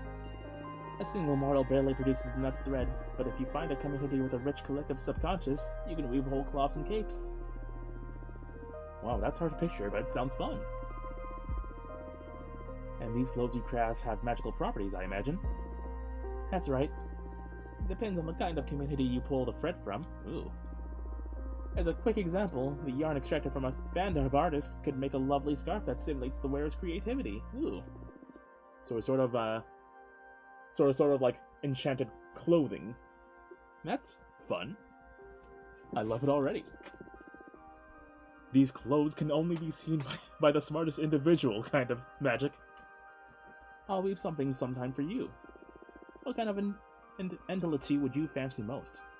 From moms and their children, from soldiers and warriors, or from astronauts? I mean, we've already kind of got a space theme going, so how about something from moms and children? Since we got such a tight-knit community of loving, cherishing each other with our current friend groups. Oh, how sweet. Plus we did have that dream last night of the 11 children, apparently. How sweet. That's a really powerful energy, let me tell you. If I get the chance, I'll bring you a nice cloth as a thank you present for having me. Thank you so much. Do you want to know anything else? Me, sound like this is an interrogation. No, sorry. I'm having a good time. But it's easier for me if you ask me things. Sure. Let's see. What do you like to do in your spare time? Oh, I love reading, playing my multi-neck bass, and spying on mortals. Oh wow, that's weird. Reading? Is it not hip to read anymore? Hip? I was kidding. The odd part is spying on mortals. And I'm a bit curious about the multi-neck bass thing too, to be honest. I play a custom bass guitar with 3 necks since I have multiple arms and all that. But I don't play it in front of people. I only use it to meditate. It's really soothing to weave several deep melodies together. I like the idea. I wish I could hear it someday. What about spying on mortals? I love making myself invisible and just watching them go about their lives, comparing lifestyles from many different cultures and planets. After many years of observation, I gained the ability to perceive their entelechy. That's how I found myself calling and developed by my pith weaving.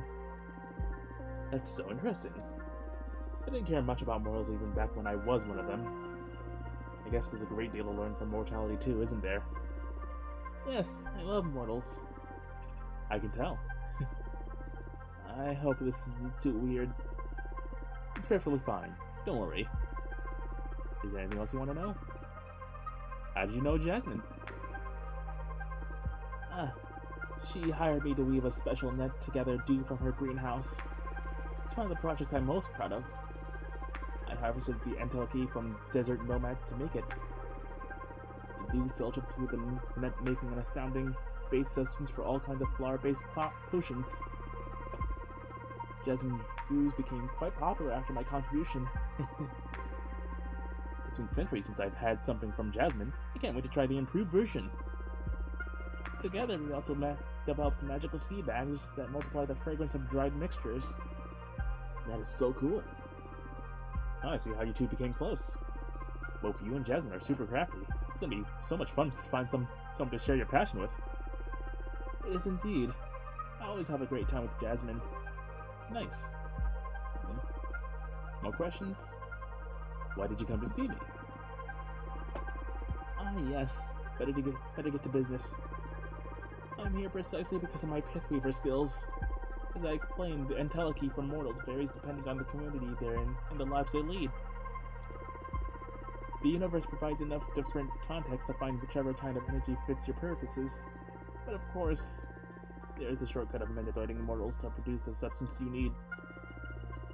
For example, you could add lust serum to the water supply of a community to harvest massive amounts of sexual energy from their orgies.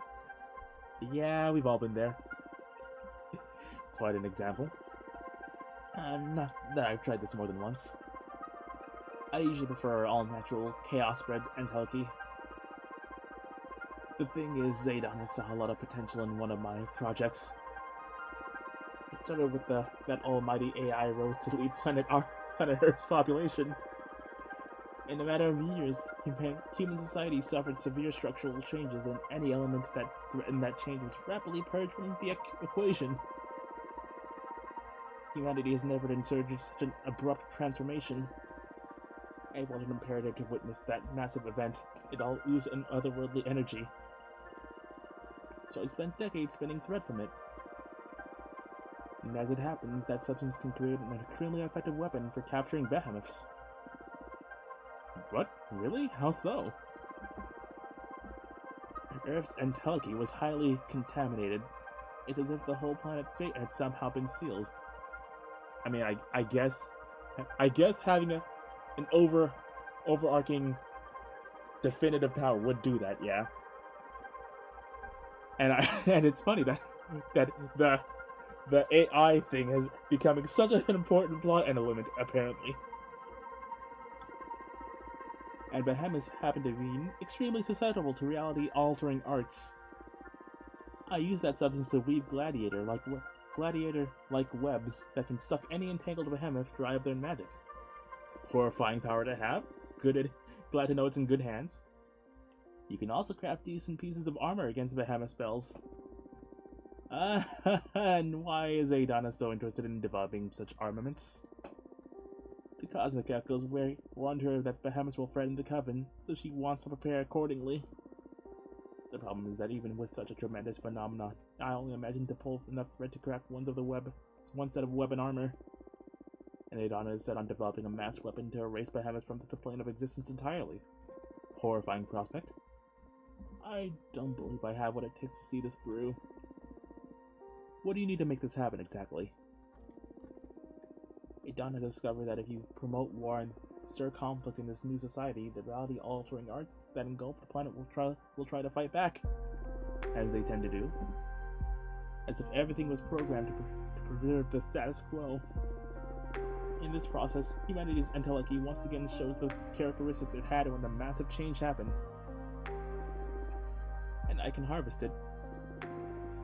just a bit worrying, yeah, I'd say. So what are you... Adana tasked me with provoking World War III. That's extremely good, non-concerning behavior. I feel like do you want me to help you cause it is the safe answer here to gauge what she's feeling. Do you want me to help you cause it? Can you? Maybe. We can use my deck to look for a way to make it possible. What's the matter? Don't you think that driving a civilization to... I don't know.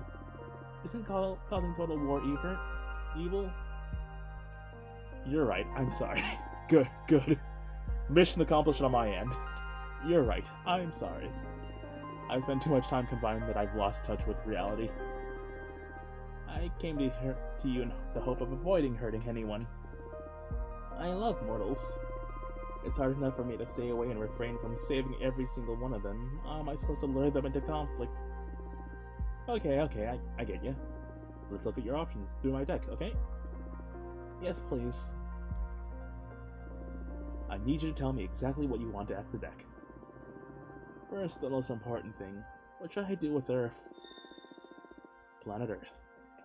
That's if I should do anything at all with it. Understood. Then, this is a bit embarrassing. But I happen to be in love with a mortal. Ooh, spicy. Tell me more. That's totally cool. The thing is, he doesn't know I'm a witch. I present myself to him in the form of a regular woman. He's a member of the resistance that fights the AI that rules Earth. He doesn't have an easy life. It breaks my heart, and I wish I could save him, but I'm afraid to show him my true nature. I'm sure he knows that's something special about me, but still. So that's another question. What should I do about my mortal lover? My advice is not to get too attached to mortals. They weather too fast. But sure, let's check the cards have to say about him. Yes, please. I'd also like to know how to handle Adana. Handle her? I'm sure she's going to be really upset when she finds out I want to quit. I don't want to be expelled or exiled. Is there any way to escape her wrath? I wish I knew. It's going to be a hard one, but this is a new deck. Maybe we'll find a solution.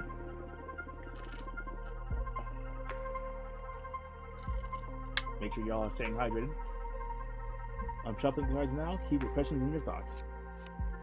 Got our first 3 spread fortune telling. The bone marrow of the behemoth sears through poison poured from a golden pitcher.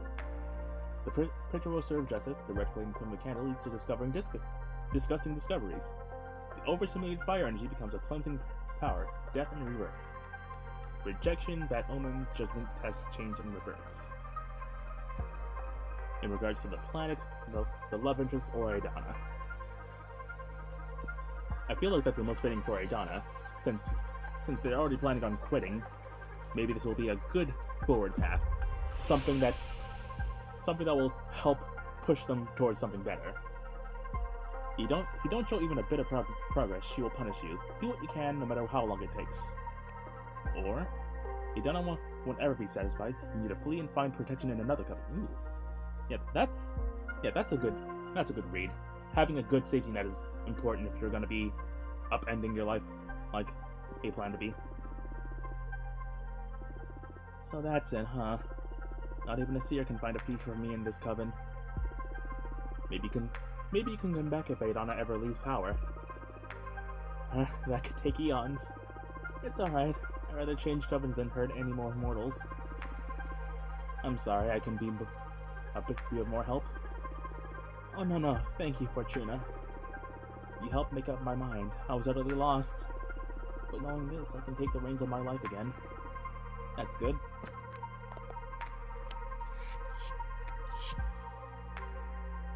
Hoping for company is what we gotta do.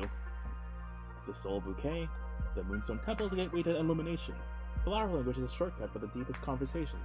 That little jade statue watches over the current. Excessive earth energy can lead to immobility. Guardian, ego, happiness, indifference, and stagnation. That's kind of a 50-50 for either or. But let's put it to for the love interest. Kidnap him and make him live in your domain. That may or may not bode well. Although they do have the spider theme, so like a lot of legends involving spiders falling in love with mortals do tend to be like that, so not out of the realm of possibility. Reveal your true nature to him, he will understand and love you even more. I mean, nowadays most people do want a goth spider GF, so yeah. He doesn't love you, he's just taking advantage of you because you provide for him. That's not it. I'm choosing to believe in the power of true love and monster fucking.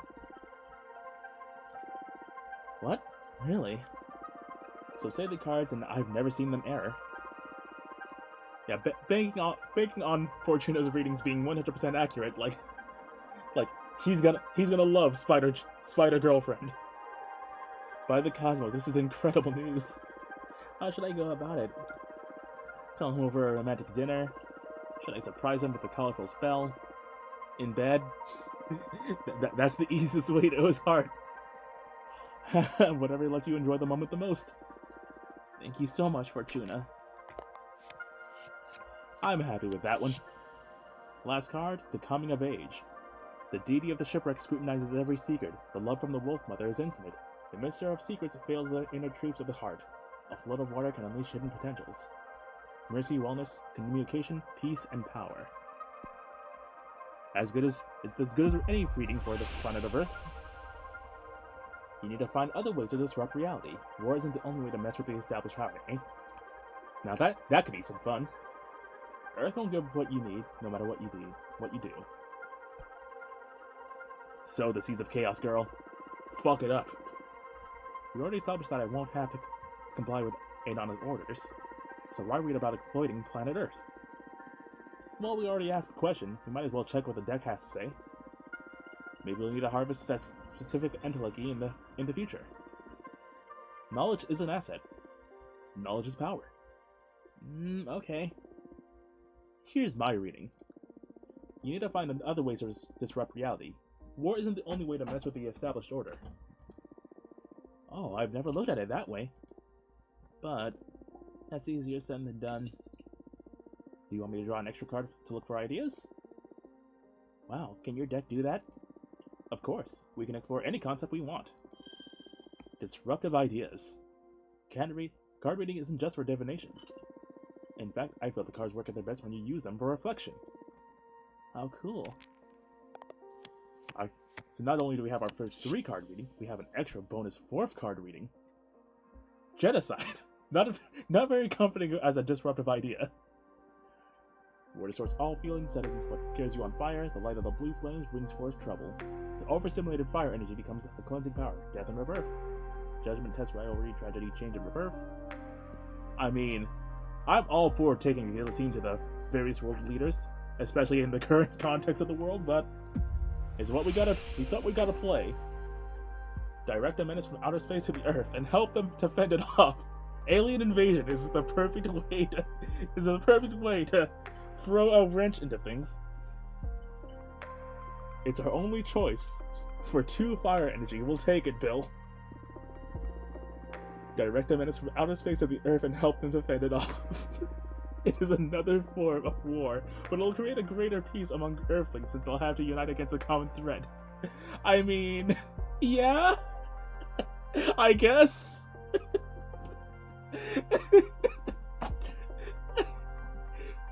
And the weird thing is that Fortuna is apparently always correct, so this is legit just gonna be Alien Invasion, the tarot reading game.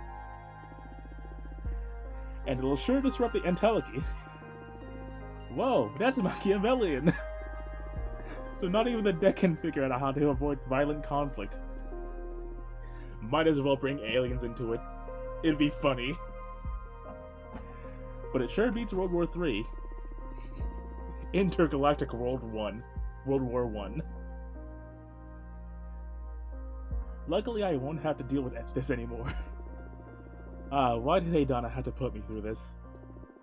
If nothing else, Louise is gonna have her human BF for all of this, and a nice other coven to confide in while directing aliens to planet Earth to fight. This is a wild game. I did not expect this at all. I love it though. It's too much for my heart. Phew, that was an intense session. I've had my fortune read before, but it never felt like this. This is definitely our most colorful reading we've had so far. Can't say I hate it. You sure are something else, Fortuna. I'm just happy to help. I'll let you know how everything plays out. That's if you're okay with me visiting again, of course. You're always welcome in my house, Louise. Any friend of Jasmine's is a friend of mine. Likewise. Well, I'm a bit drained after so much divination. See you soon. What a wacky fortune telling. I cannot wait for the next one. Let's see what our bird friend is carrying. Hello, Fortuna. My name is Gareth. I am a witch architect. I believe our common friend Dahlia told you about my situation. I need the maximum discretion regarding this matter, so I'd rather talk about the rest in prison if you are willing to have me. Thank you, Gareth. Come on in. Ooh. Riding in on a skull. That's stylish. Ooh. And just like Dahlia said, they are in fact fused with the behemoth. Gotta say, I still love the look. It's enigmatic, but got that classic mysterious energy to it, especially with the suit. Hi, Fortuna. Thanks for having me. Dahlia filled me in briefly on your situation. Not that it isn't obvious just by looking at me, huh? Yeah, it looks bad. Bad in terms of general health and safety, but great in terms of God dang. Let me say it out loud anyway, for the sake of therapy. I've got a behemoth fused with me. How does it feel? Whoa, never thought I'd get that question. The few who know assume it's just fucked up, I guess. But if we're talking feelings here, it doesn't feel bad at all, actually. I mean, aesthetically, it's terrible. That's debatable. But it doesn't hurt, and I can sort of communicate with the behemoth at an abstract level. If anything, I feel more powerful. Wow. Glad to hear you're not suffering in any case. But it isn't worth it. Firstly, because summoning a behemoth could well get me executed. But more importantly, I want my cute cheekbone back. Fair. Looks like an important loss, yes. So do you think you can help me? If there's a way to cure you, my deck will find it. But I need to know more about you first. Mind if I ask some questions? Of course. Ask away. Well, first and foremost, yeah, why summon a behemoth? This is an easy topic for me to discuss. Not because of the behemoth, this one is pretty straightforward. I wanted to build a temple out of the skull of a titan of the quarry. Huh. Pretty thematic for what we've been doing so far. The harder the material, the more powerful the altar. And those skulls, they resist carving in a supernatural way. I tried every method I know, and when I ran out of options, I resorted to forbidden magic. Why are you so desperate to build that shrine? That's the sensitive issue. I'm looking for meaning. Meaning? I know it's an unanswerable question, or a question that hasn't been answered yet. If I want to put this optimistically, the meaning of life. I feel silly just saying it out loud. Why? Everything thinks about it now and then, or I don't think life is supposed to have a meaning. I mean, personally that's how I feel. But in terms of therapy, everyone does feel like that every now and then, even if it doesn't have meaning. Or maybe it does. That's why we gotta find out. Yeah, but I'm like obsessed with it. I can't ignore the question. You're a fortune teller. You should be aware that there's something more out there. The book where everything is written. Is there someone writing us? Is this just a simulation? You're delving too deep. You're seeing too much. Does the universe actually exist, or is it nothing but a figment of my imagination? Do you stop existing when I'm not looking at you? Are we all protagonists? Do we have a purpose? Okay, I get you. Yeah, that's more fair. Am I missing out on some cosmic truth? Was there something before the universe? Why isn't everybody else obsessed with these same questions? Rep? I'm sorry, I keep spiraling out of control. You're getting too aware. The 4 Volt snipers are gonna have your number if you keep on going like this. I can't stand being by myself because I keep returning to these ideas again and again. I built countless thought shrines looking for answers, and as I dig deeper, I only find more and more questions. I haven't slept in the last century. That's why I summoned the Behemoth. Carpe diem is not an option for me. I'm stuck in cogito ergo sum. I believe Carpe diem is live every day to the fullest, basically, and cogito ergo sum is I think therefore I am, if I remember correctly. I'm a witch, for fuck's sake. If not us, who was supposed to unravel the mysteries of this cosmos? Why did I ascend? Why couldn't I stay an oblivious Boston architect? You know, the cards aren't only made for predicting things. They are also an excellent tool for meditation. I'd be happy to help you on your quest. Really? Of course. If the two of us manage to get out of our predicaments, I'll certainly join you on one of your Skull Temple meditations. Who knows when we might find channeling the power of your shrines through my deck. That makes my heart race. Yes, please, let's dissect the cosmos together. What's your predicament, though? I'm exiled. Forced to remain on this asteroid. Let's leave it at that for now. Okay. I promise I'll help you be free in any way I can.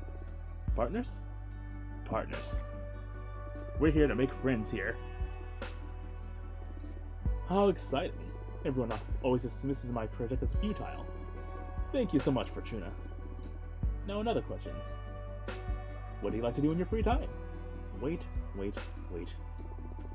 What do you say we make this out as a conversation instead of an interrogation? It's not an interrogation, it's an interview. And besides, I'm not that interesting. Come on, Fortuna. All witches are interesting. And you're the only fortune teller in our coven. Dahlia speaks highly of you, too. I'm dying to know more. To be honest, I feel awestruck just by the way you look at me. I can tell you aren't cut from the same cloth as the rest of us. You are special. I've never said this to anyone. I feel ridiculous, but I just need to express it. Thanks? What do you want to know anyway?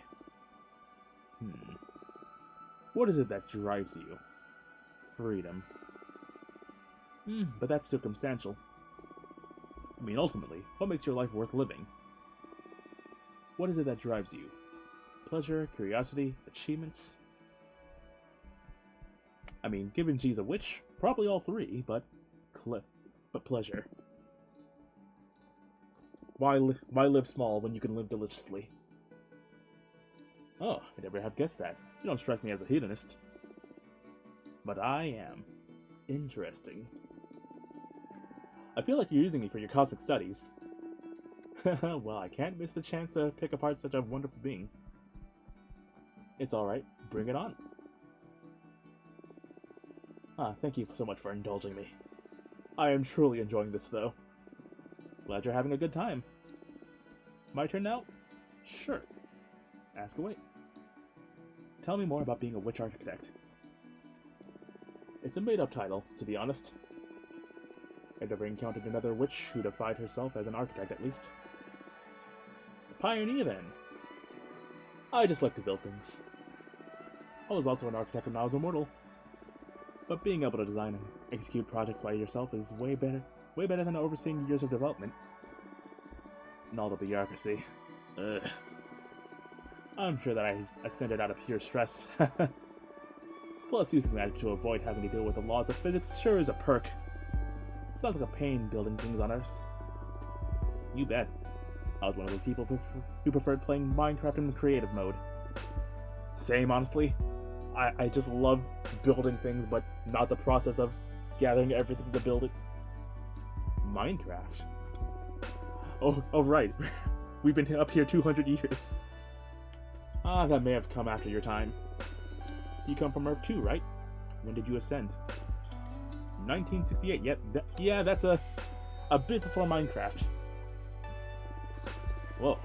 I was born in the year 2000 and ascended in 2032. Were you a hippie?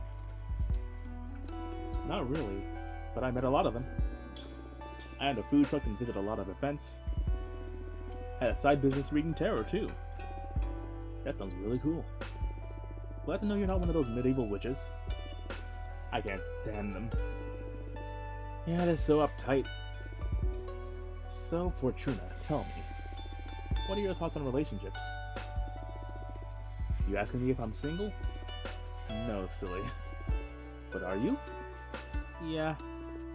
Cool. What I mean is, what are your thoughts on romantic relationships? Some people can't live without them, some others don't want them at all. I'm curious where you stand on that. What are your thoughts on relationships? Life can't be complete without one, desirable and enjoyable, cool but overrated. I mean, inherently, relationships are part of life. Not romantic, mind you, not entirely, but, you gotta connect with people. So, desirable and enjoyable. You can't get far without some good friends or confidants. Although it's rare that someone catches my eye. Okay, your turn again. Ask away. What are your thoughts on Adana? Ooh, time to talk about the boss? I guess neither of us have a lot of sympathy for her, right? I'm not super happy with having been sentenced to 1,000 years of isolation, no. And you? I summoned a behemoth. I think that speaks for itself when it comes to my respect for authority. I didn't mind her before, though. She always let me focus on my project. But now that I know she'll have me executed if she discovers what I did, I have to get rid of either this behemoth or Adana. Whoa, heavy words. Looks like we got another ally. I mean, we're already technically partners, but we got a sister in arms. What? I'm not keen on being erased, at least not before I finish my quest for knowledge. I understand. And you're not the only one who's fed up with our leader's policies. Aidana is full of herself, and if she thinks she can handle this many discontented wishes... Look, I understand we need some rules to ensure the stability of the Coven, but I can't possibly agree with the arbitrary punishments. Under no circumstances should a witch ever be sentenced to death or exile. I mean, not unless you want to have a rival Coven at your doorstep within a few centuries. Because that's tend to be how they start. If someone made some bad decisions, they need guidance and forgiveness. We're supposed to be a family, not the army. Tell that to Adana, apparently. Miss World War III. I couldn't agree more. We need to construct instead of prosecute. I hear ya. Do you value personal over collective well-being? Whoa, what a thing to spread out of the blue. What's more important, yourself or the community? Yourself or the universe? And I won't accept any compromise on this one.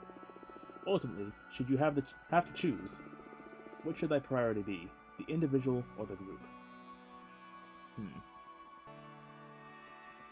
A group is built off of individuals. You can hope that the group will look after you, but ultimately you still have to look after yourself, and then look after the group. So, oneself. Even if that has a negative impact on the universe. Yes, what's the point of existing if not to be happy? And you can do that with a community. A like-minded community, mind you, but a community that stands together and stands firm. I get your point. I put a lot of thought into this too.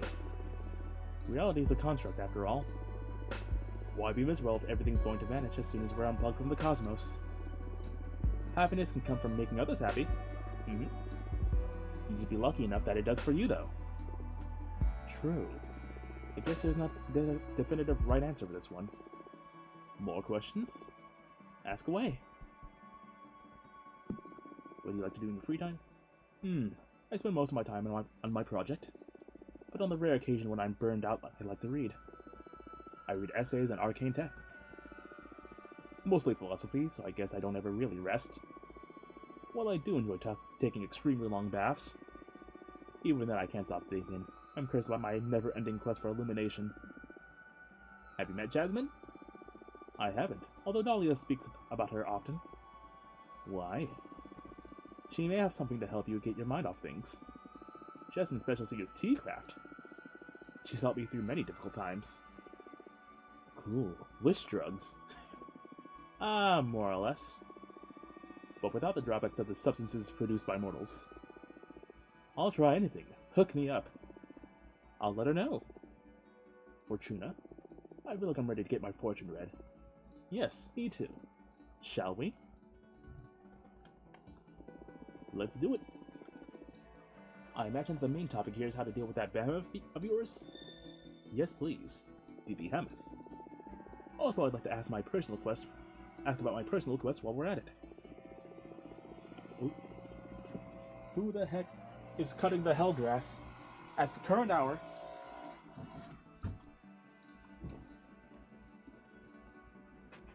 Okay. I doubt a single card will allow me to finally untangle the meaning of life in the cosmos, but the quest? Maybe not. But I'm sure it'll be able to point you in the right direction. Yes, the quest for knowledge is about asking questions from as many angles as possible. And your deck is one I haven't tried yet. Keep these questions in mind while I shuffle the deck. Simple 2-card spread. Fair enough. Elder Magpie once again. So, general quest for knowledge and information. I think that fits with their own quest. The meaning of life lies within the minds of others. Spend more time with other people to find progress. They do seem like a bit of a loner, so that could be good. We'll never untangle the meaning of life, but your work will allow others to reach it. That's a good way. That's a good thing to strive for. Pushing others forwards in their quest. You've done enough introspection, now you need experience. The meaning of life is hidden beneath the greatest love and greatest loss.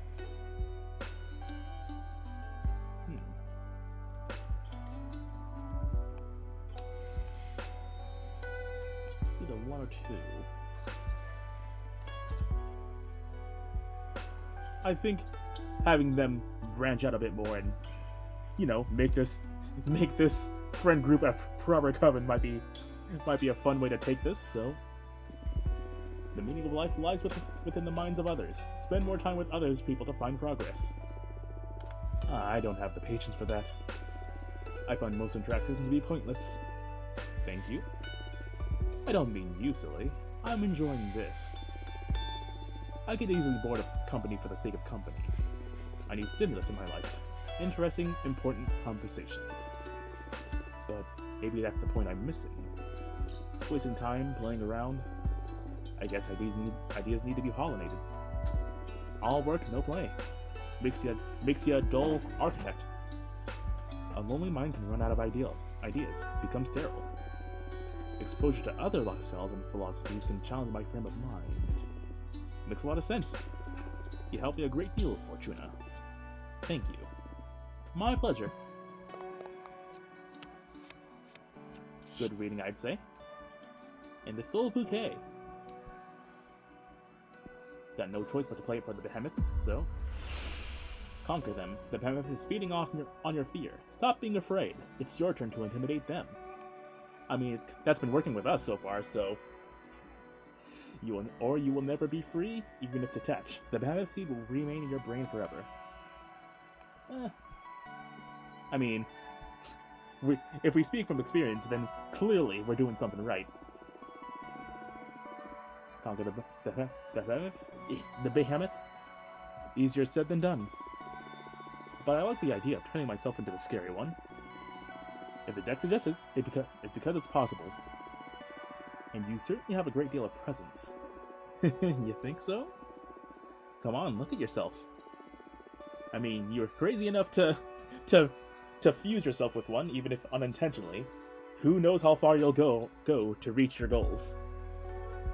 The question now is how to intimidate a behemoth.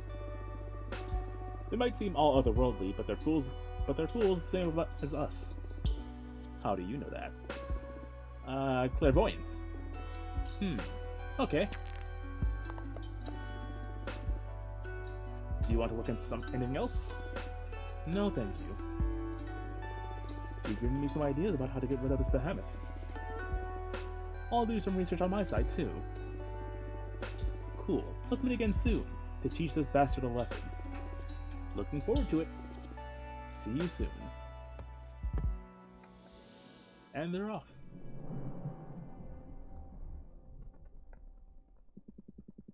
Looks like behemoths are in. Yeah, they're all the rage amongst rebel witches with poor judgment. I think I can help if you're interested. I mean, we are looking to help them with their problems, so I'm all ears. We, the behemoth, know each other's names. If you knew the name of the behemoth possessing breath, any ritual you might perform to free her might be more likely to succeed. That's perfect. Tell me their name.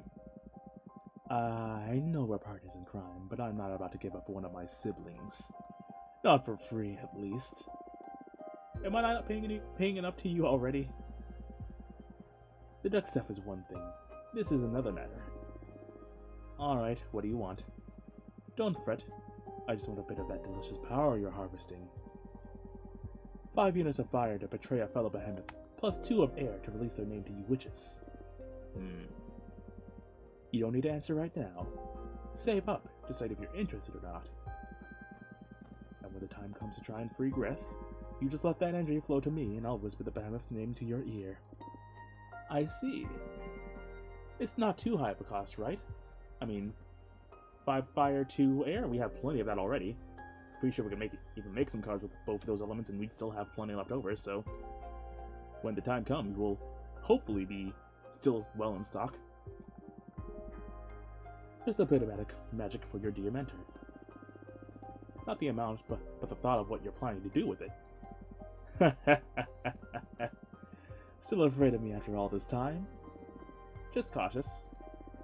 I'm sure you're a forbidden entity for a reason. Suit yourself. But I'll say it again. I am on your side. Says every otherworldly entity. Trust needs time. I understand. Well, you let me know if you want to take me up on my offer when the time comes. Have fun. Got the window. Oh, we can have another visit from Jasmine. But let's make a card or two. Now that we have a surplus of energies of all flavors.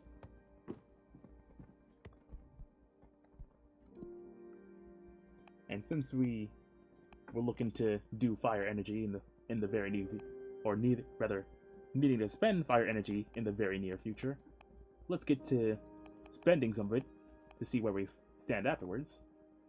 Home of Dahlia, the Daggersmith. Hey, we now know who that character is. The Daggersmith Witch. The white sands of this dominion are cursed.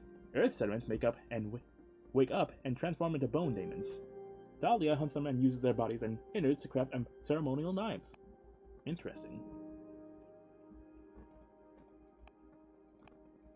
Let's see. Quicksand Graveyard, a magical cemetery for the witches who dare to tamper with time. The quicksand absorbs the bodies and turns their souls into heat. Might be the one I go for.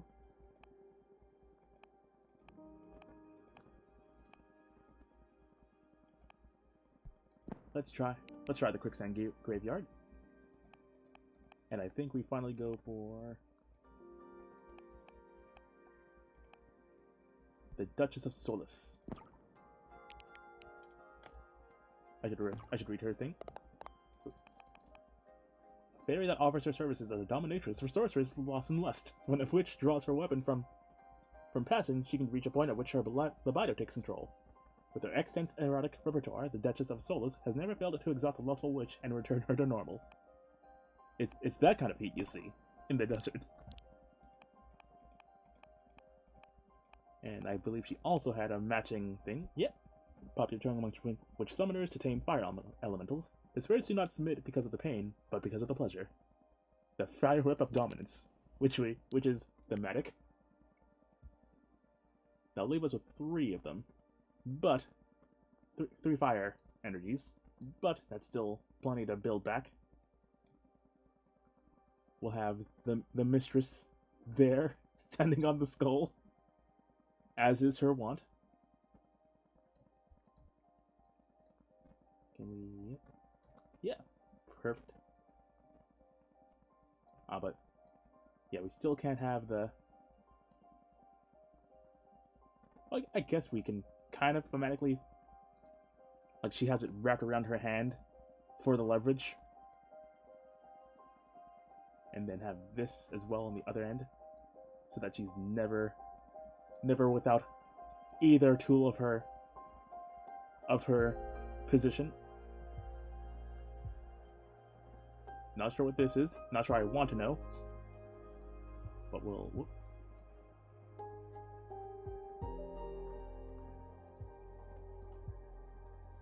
keep it on her hip. The mystery utensil.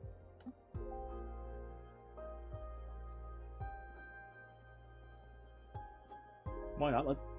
Let's give her a horsetail.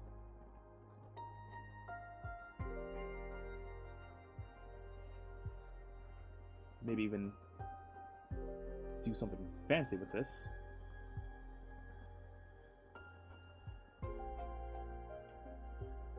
Can I? That's the flippy dippy. Yeah, have it framing her. The flames of passion.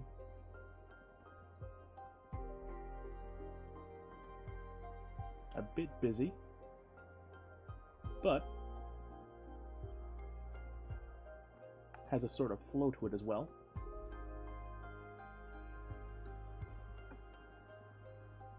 Yeah.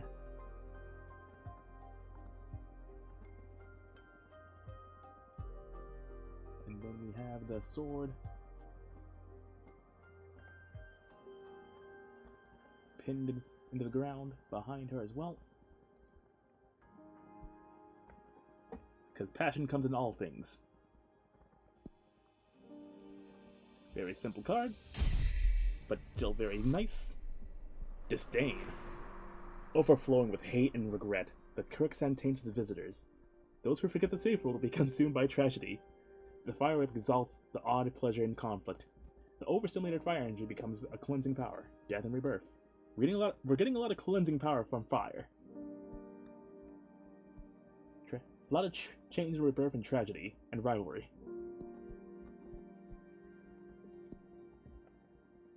But next, another card. Now that we have the Urban Energy, we'll do this one, the Forgotten Factory.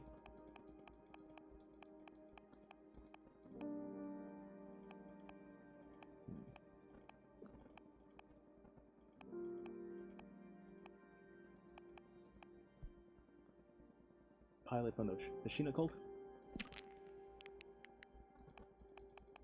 And the Iron Golem, Iron Servant of the Forge Planet.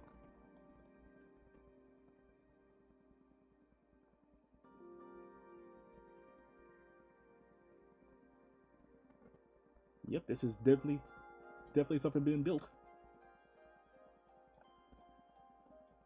So let's have her sitting atop the ship as it is being built.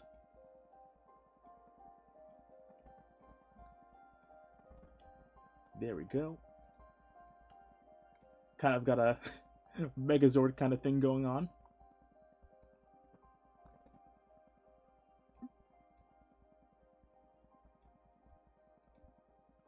Arm there. You can't have a tarot deck without a cool mech. Confirmed. Ooh, Crusher Hand, yes. Steel and stone forged in a perfect harmony.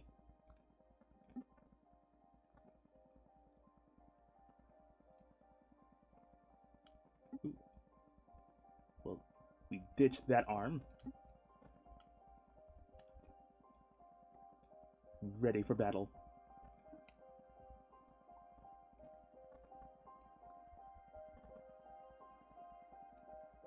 Stubby leg.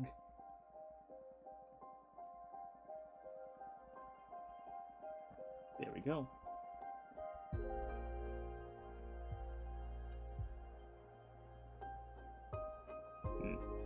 A bit bulky.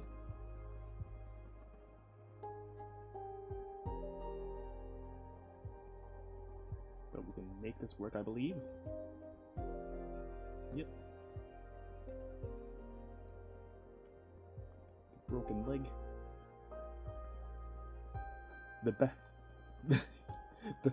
The stone mech has been rebuilt many times, as stone is a very brittle building material, but each time it comes back stronger.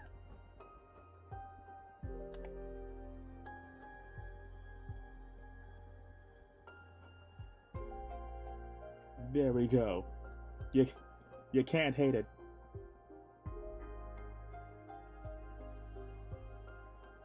The mech has been built by the finest stone golems. Can we do this? Nope.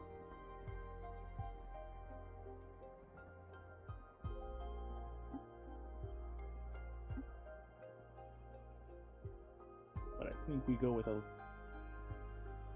Actually, yeah. Little detail, even if less is more. Because the stone has to connect somewhere to the main mechanical body. There we go. The matron of Metal Gear! Colonel, we are building a tarot deck. The Iron Golem supports the Scar's Entelechy. Mecha pilots are excellent guardians. The Iron Golem is powered by sheer determination. Excessive affinity can lead to immobility.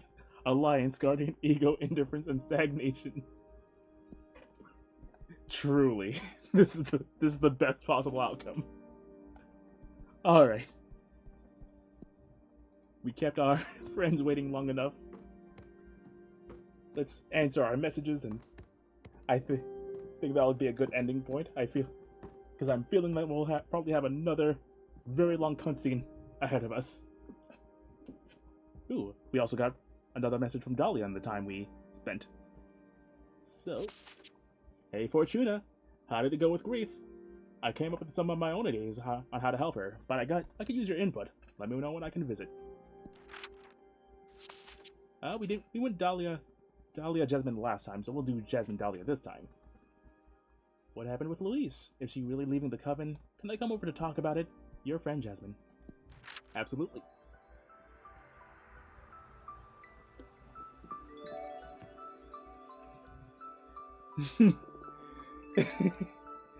Yeah, no, Metal Gear was a very pleasant jump scare to me as well. I did not know this game was I did not know that this game was so cool like that. But I'm actually super overjoyed about it. Fortuna! Louise just came by before I left home to visit you. She's leaving for good. Why did you tell her to leave? I'm sure we could have sorted things out with Adana. Ah, welcome, Jasmine. First of all, I didn't tell her to leave. It was the deck that suggested she should go, to avoid a major tragedy. The situation with Adana wasn't going to end well, and I was a living witness of how sour things can turn when dealing with our leader. And secondly, no matter how creative a solution Louise tried, the deck was certain Adana would make her life impossible. It was checkmate for our friend. She had to escape. I see. Can't believe Adana caused a precious member of our community so much distress that she was forced to leave. Alita's ambition is out of place. Whoa, Jasmine's talking the revolutionary talk. Ah, no. I shouldn't doubt Adana's judgment. No, girl, you're in the right. She's the one able to speak with the gods, after all. There must be a cosmic plan to all of this. Some gods they are. Fortuna. Anyway, how was Louise? Where was she going? Did you manage to leave unnoticed? Yes, she doesn't have a project review for another couple of months. So she just packed all her stuff discreetly. She didn't tell me where she plans to go, but she said she'll contact us when it feels safe. Also, Louise wanted me to thank you for your help. She seemed happy to break away from Madonna in the end. She's sorry she couldn't come to say goodbye in person. She used all her time weaving something for you. It's a pith cloth. She told me she collected the energy from a family's weekend trip. Here. Ooh! Acquire the pith cloth symbol. Achievement unlocked. And did not realize that would be an actual thing that would, like, influence our card making. That's fun. Oh god, I wish I didn't use the Wolf Mother card, because that would be perfect for her. Pipcloth Weave by Louise went into Lucky harvested from mothers and their children. A present for Fortuna. Motherhood pin cloth. Thank you. Oh, it is beautiful. But that begs the question: is if all the symbols are like actual things obtained from around our little space prison here. I humbly accept it. Louise is great, right? I'm going to miss her. Thank you so much for helping her out, Fortuna. I guess that the Coven doesn't mean anything if its witches aren't happy. Tell me about it. I'm sorry. We need to take you out for the stroll. Smell the flowers again, pet a cat, watch some children play in the river. I'd say that is the best medicine for your case. Just 800 years to go, huh? And with your help, it can be much, much less. Fortuna. It's alright, I'm doing a lot better from being able to talk to other witches. Look, I'm going to leave now, but I'm going to think long and hard about some ways to improve your life here. Thank you, Jasmine. Take care, and thanks for helping Louise. Ah, actually, wait a minute. What is it? I need some herbs to help a witch friend. Grief. Well, we did say we'd be helping her out. And even though the tea doesn't help, some herbs might make them feel better with the cup. Fresh cup of tea can never do some bad. I need some herbs to help with a witch friend Grief. Oh, you met Grief the architect, Dahlia's friend. She's never got time for me. Now I'm jealous. It was a business visit. She seems like a very busy witch. And what does the fabulous Grief need from me that she doesn't even have time to ask for me in person? Oh my, you're actually jealous. She's not the one asking anyway. I'm asking you as my friend to help me help her. Okay, anything for you. What are these herbs for?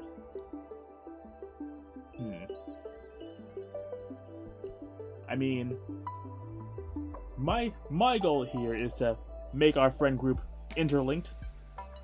So, being honest, 100% honest with that is probably the best way to get that going.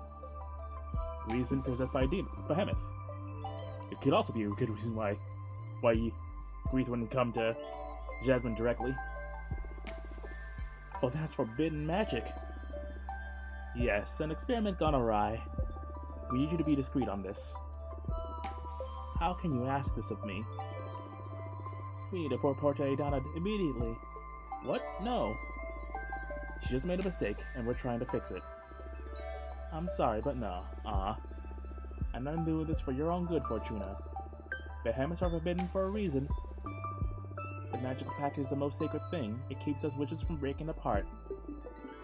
No, Jasmine, please. I'm sorry. We need to solve this the proper way. Adana will learn about this. You're sending Grief to her execution. Not necessarily. You need to put more faith in our leader. Oh no. Oh no, Jasmine's part really deep into the cult.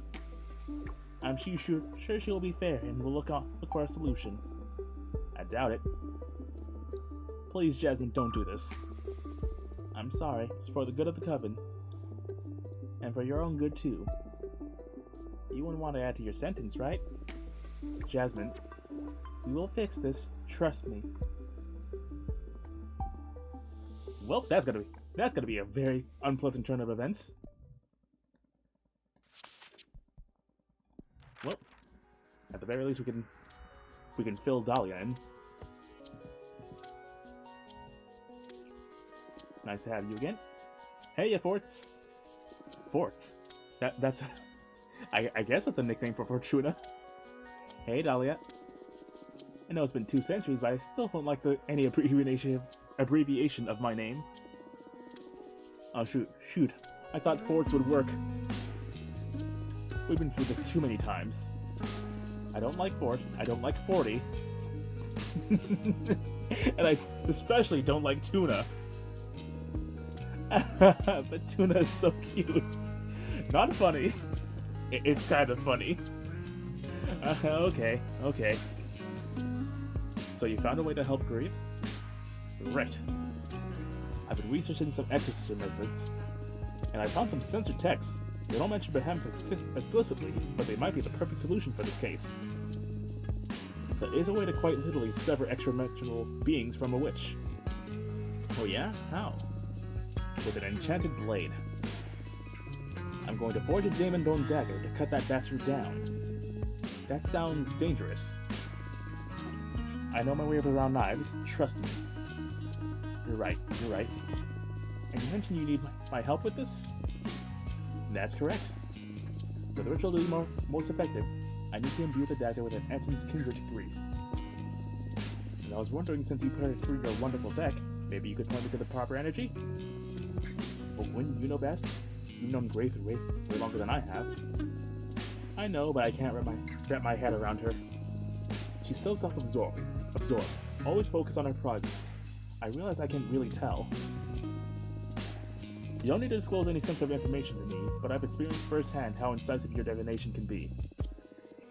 You did read the cards for her, right? Yes. Perfect. Your guess should be better than mine, then. What energy shall I imbue the dagger with?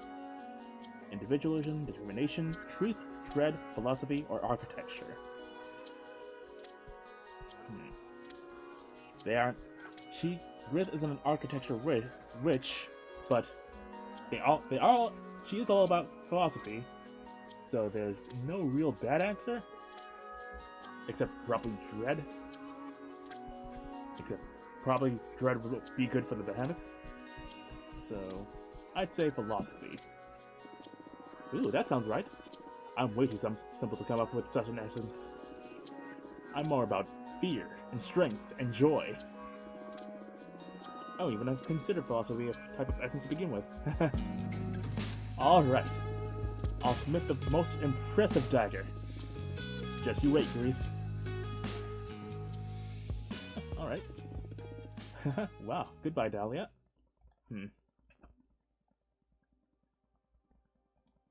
Alright. Let's see if we're gonna build another card. Maybe something air and water heavy. Metal Gear. The Opera House. Because why not?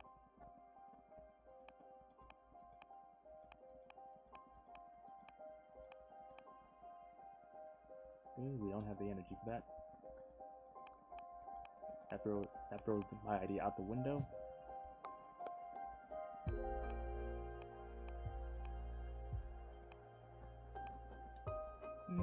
Maybe hold off on that just in case we do need the fire and air energy. Let's do some studying. Alright, what do we have here? We still have a... Oh.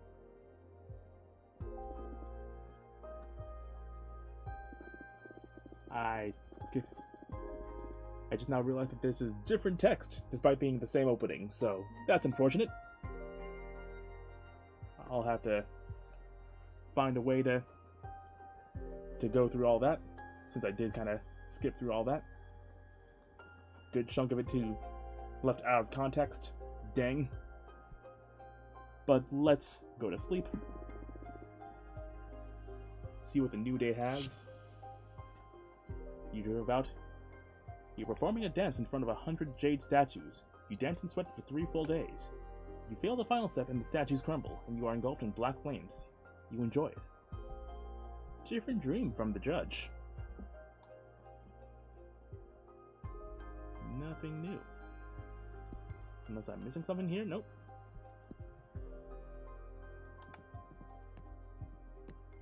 And we can't really do anything else. Just window, bed. So I guess I will do some more studying. And hopefully, except for on the 4 elements, Earth. So we just missed water, we likely missed air as well. Earth is often the most coveted element, since it symbolizes strength, and the strength is always tempting. And I define it as tempting because there actually is such a thing as too much strength.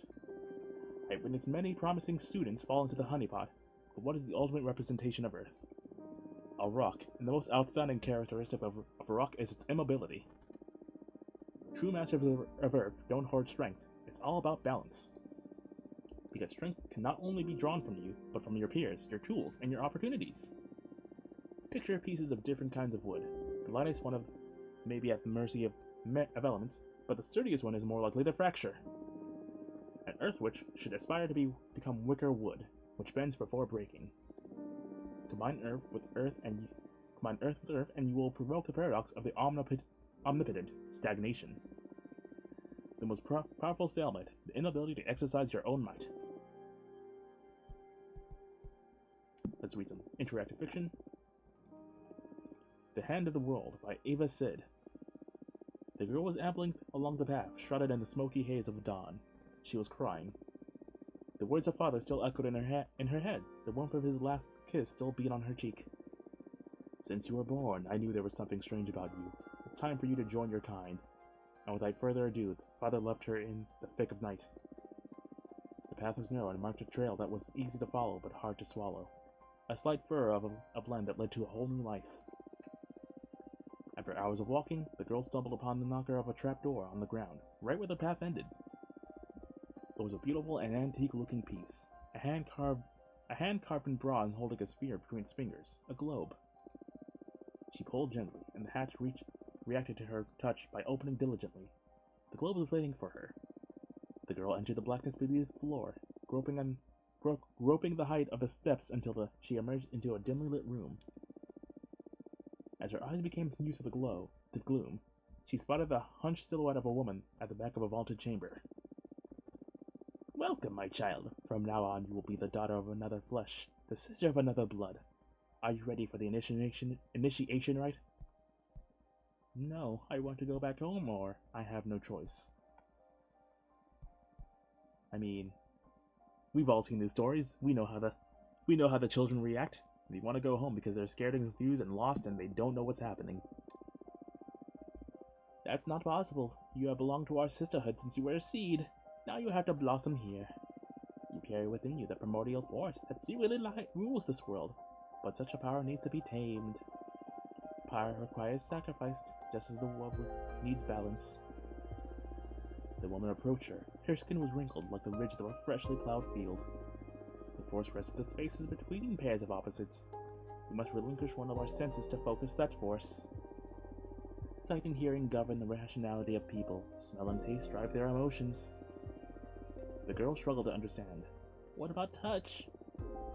That is the only sense we cannot renounce. We are the hand that suddenly rules the becoming. It is the tool for channeling our magic. The girl scrutinized the woman's face, wondering what her choices would have been and what kind of magic she would flaunt. She thought it would be easier to live without some senses than others. Surely there was a catch. Do not be afraid. Look inside yourself, and you will know the right choice, said the woman. Should I do without the exquisite taste of the succulent fruits of the earth? Should I do without the countless fragrances of which nature enraptures us? Should I do without the music and the warm voices surrounding and guiding us? Or should I do without the reliable witness of my eyes, the crystalline window between me and the world? That's a hard question. I mean, it's hard to live deliciously without taste. It's also hard, but it's also impossible to taste, period, without scent. Should I do without hearing? or without sight. I mean, without hearing, you can still communicate very easily. You just need to learn sign language. And same thing with sight with Braille. Although it's much easier to lose feeling in your hands than it is to lose sensory without hearing. So I would, of the four, personally I would choose hearing. You have chosen to forego the sense of hearing, the soft space that shelters and drives words and music. Your renunciation will also be your force, because only from humility and detachment can you exercise power. From now on, you will be able to ease or hinder the communication between equals. And we get 2 hearing from that. Or rather, 2 air energy from that, which is associated with hearing.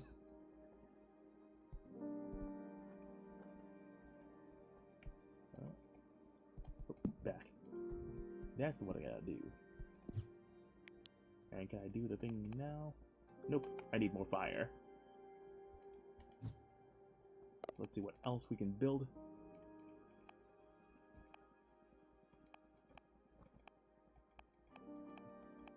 Except the problem is that we don't have a lot of... We need to conserve our wind energy, but we don't have a lot of other energies to use. So I guess we shall read another story.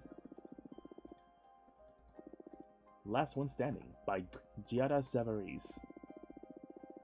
When your people started dying, they did it without a whimper, vanishing like fruits plucked by invisible hands. As the lead hunter, you led a squad of your best men into the jungle. You returned alone, an entire squadron of warriors gone while your back was turned. Must be a giant snake swallowing them whole, said the village chief, for the predator left no traces, no sounds, and not even the bones of its victims. When your people started disappearing from their own huts, they stopped believing in animals and started believing in monsters. Some prayed, others tried to leave the island, only to be killed by the waves. You sharpened your spirit and kept your eyes peeled. You're the only human being still alive on this island, but you are not alone. You can feel its gaze on you, your skin while you sleep. You saw the monster itself a couple times as you scoured the island. A flick of a tail, a glint of eyes in the woods. Now you finally have it, a big coil of ink and smoke, resting on a flat rock in the middle of a meadow. You are the lead hunter, but you have never killed a beast like this. A snake, yes, but one made of dark waters and whispers and faded dreams? I am so hungry. So sorry. I was so hungry. The monster laments, voices soft as the night. I ate and realized too late that there is no food left except for you. The shock of hearing it speaks makes your head shake. If I kill you, I'll starve, and if you kill me, you will remain alone, without even revenge to keep you company. The monster regards you with its many eyes. Let me eat one of your fingers so our doomed chase may continue for a while. Ew. An interesting conundrum. Since everyone else is gone, like the snake said, not even revenge will do anything other than feel that catharsis in you. If it eats you, it's going to starve.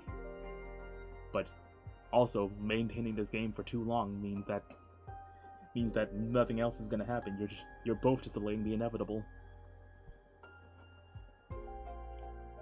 But in a tale like this, usually it only ends one way. As sad as it is, the hunter attacks and that island fades to nothingness. Only a memory. You lift your spear and you throw it at the creature, aiming for the head. It recoils with a hiss, your spear stuck in one eye. A blink later, it's gone. Your spear is on the ground, wet with blood and looks and tastes like ink. The next day, you resume the chase, knife hanging on your belt. Your gaze is down on the tallest peak of the island. You spend most of your morning climbing higher and higher, looking for a cave where a night creature could sleep. Your foot slips, and an instant later you're upside down, and there's blood in your mouth, and pain in your head. Yep. You fell into a chasm and broke something during the fall. A chuckle. You twist your body, straining your neck to peek at the monster looking at you from the ridge of the cliff.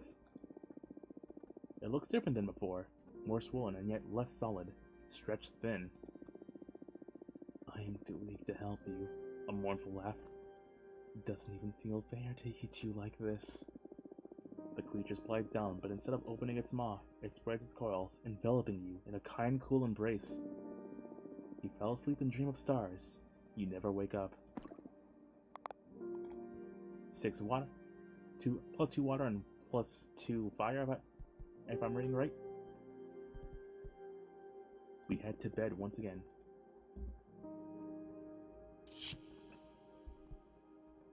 You dream of one of your eyes is blue, and the other is purple. You inspect them closer to it in the mirror to find out that you have mathematical formulas inscribed around the iris. Write them down and your eyes return to normal. The blind man comes to your home and finds the formula from you for a fortune. Huh. I mean, as dreams go, that is pretty weird. Okay, there we go. Dear Fortuna, Dahlia has given me a magic dagger to perform an exorcism. Have you found anything else? Is it alright if I come over so that we can try the ritual together? Not yet. Hugs Ruth. We'll need a bit more fire energy. 5, if I remember correctly. But we're good on the air energy, so that's good. We'll play this out by reading a story and hopefully getting some fire. And then we'll talk to Grieve and end the stream there. Penelope by Giada Zevaris again. Your lover left you on a bright sunny summer's day, kissing you on the cheek before sailing away. An evil to vanquish, no time for love, but to you the hero said, please wait for me, my dove. A ring, a promise, a marriage to await. And waiting you did, respecting your fate, or, but you never were one to wait. So I'm reading this as air energy versus earth, maybe? Going with classic tales like this, we'll wait only for our lover to never return. But I'll gladly be pleasantly surprised. Heroic deeds detailed in the letters, piling at your doorway, coming from lands more and more far away. Castles conquered, demons defeated, yet the quest never seemed to be completed. A certain tiredness emanating from the writing, work well done, meaningful yet hardly inviting. Your ring was starting to lose its shine, love receding like your thinning hairline. The betrothal you had to decline, but the waiting to you was fine.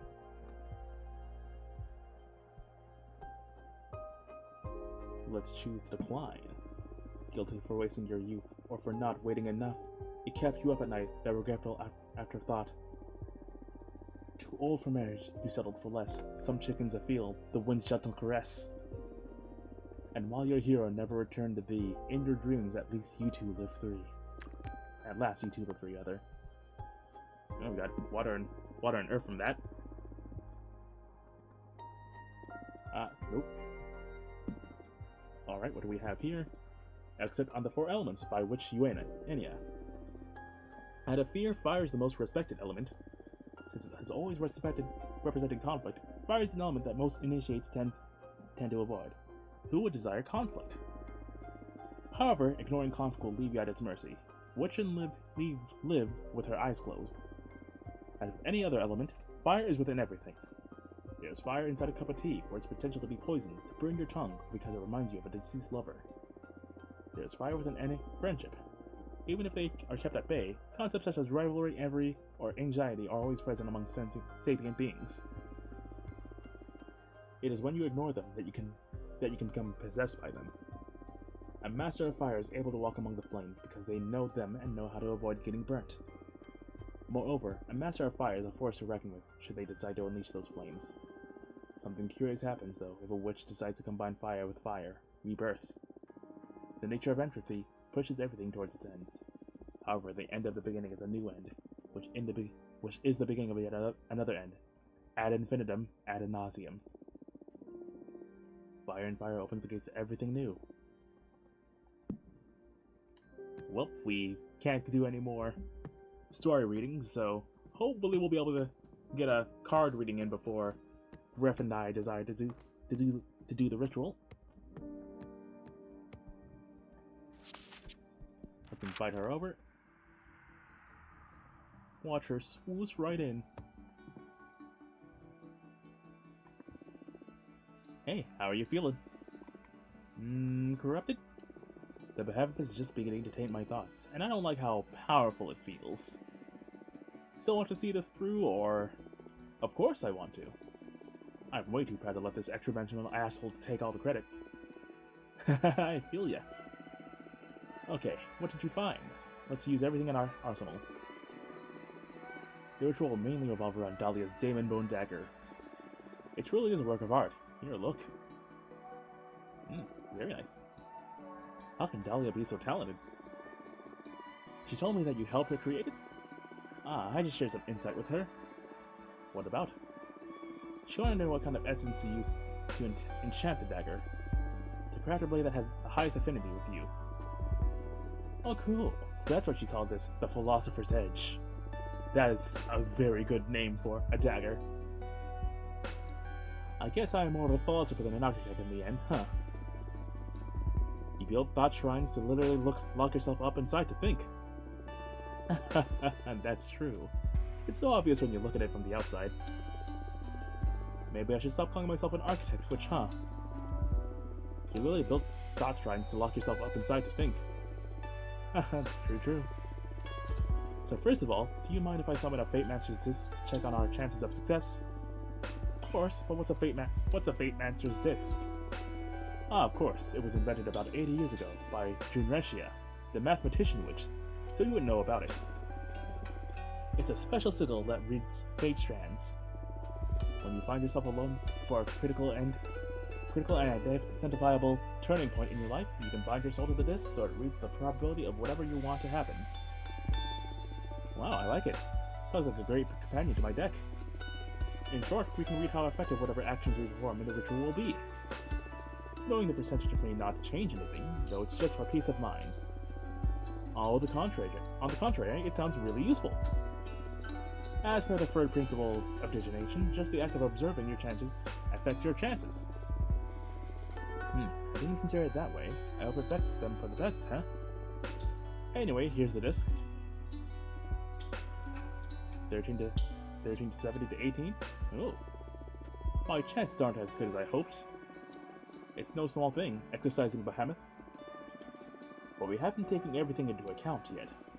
Let's turn fate in our favor. You're right, I must be strong. Okay then, can you run me through the specifics of the ritual? It's more straightforward than I thought it would be. Most of the heavy work has already been done by Dahlia, crafting this magnificent dagger.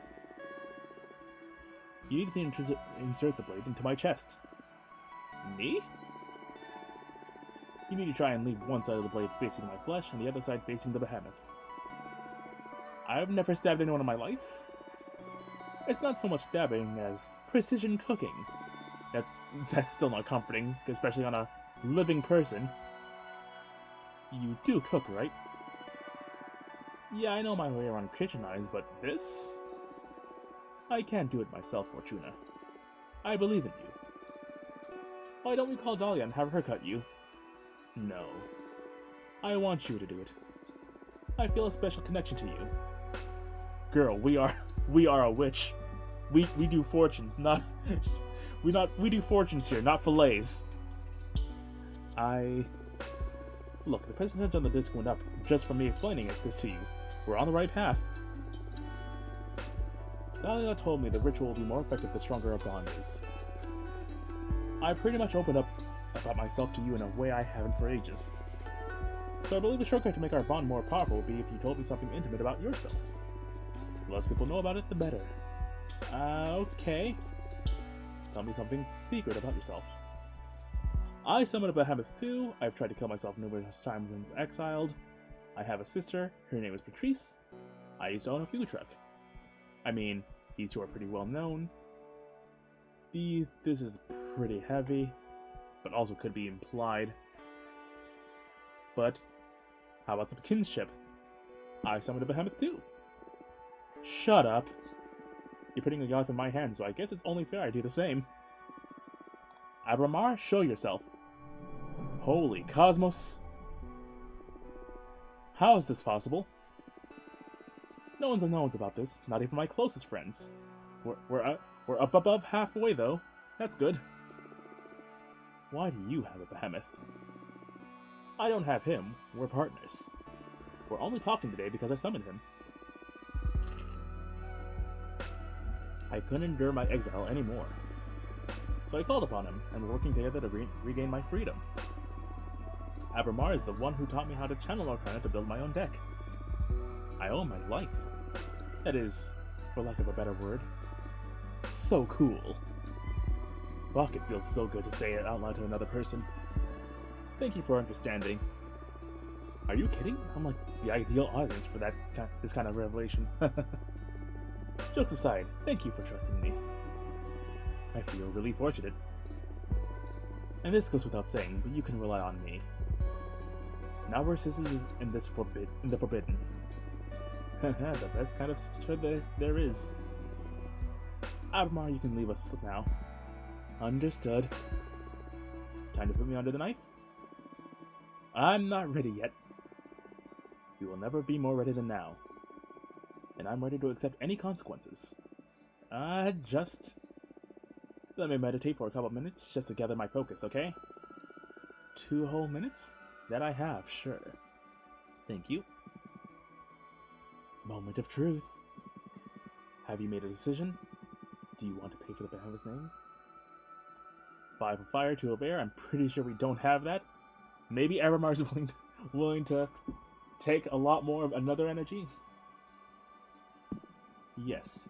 Allow me to absorb your energy then. What's this? You don't have enough energy, Fortuna. Come on, don't waste our time. You're better than this.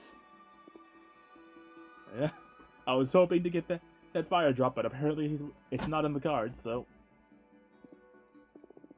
You still there? Yes, I'm ready. Sorry, just needed to collect myself. Ready for some stabbing? Don't say it like that. Sorry, I was just trying to blow off some steam. I hear of a constitutes relax and differs dramatically, Grief. It looks like you're relaxed, though. I guess that's the most important thing here. Okay, I'm going to insert the dagger now. Well, we got above 50%, although I've failed with much more. Are you ready? Do it. Ugh. Ugh. Oh, it worked. And although I did like the look beforehand, gotta say you're still decent looking with your human half. So, how do I look? We did agree? Yeah, I know. You're the best, Fortuna. Thank you so much. We are in here. I would like to thank my horrible luck for actually pulling through for once when it comes to a whole other person's life. I was so nervous. My heart was about to explode. Where's the behemoth now? They escaped. While you were pushing the dagger inside me, we had a very intense discussion that felt like it lasted eons. Finally, they got scared of me? It's like you were fueling me with some energy larger than this universe. It felt so empowering. You are amazing, Fortuna. I'm so happy for you. What now? I'm going to make a round to share the good news. And even better, because we told Jasmine about the whole behemoth thing, like, now this is a complete non-issue. Hopefully. I really hope it's not an issue. Especially with Dahlia. I owe her my life too. Yeah, she deserves more credit than anyone. I promise I'll come visit you again soon. I didn't only regain my freedom here, I also gained you. I'm happy I met you too. Okay, take care. See you soon. Goodbye.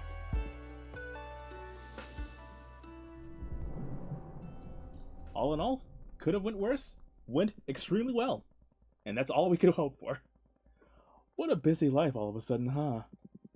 How are you feeling? How did they manage without all this time? I still miss being able to leave this house, or it feels good. I mean, I'm on cloud 9 Alright. It feels good.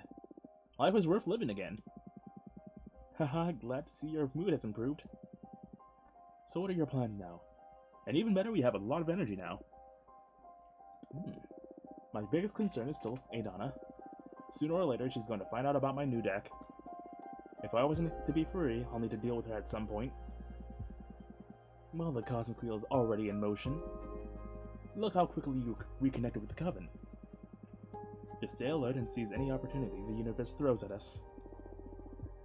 How do you do it? Manipulate fate?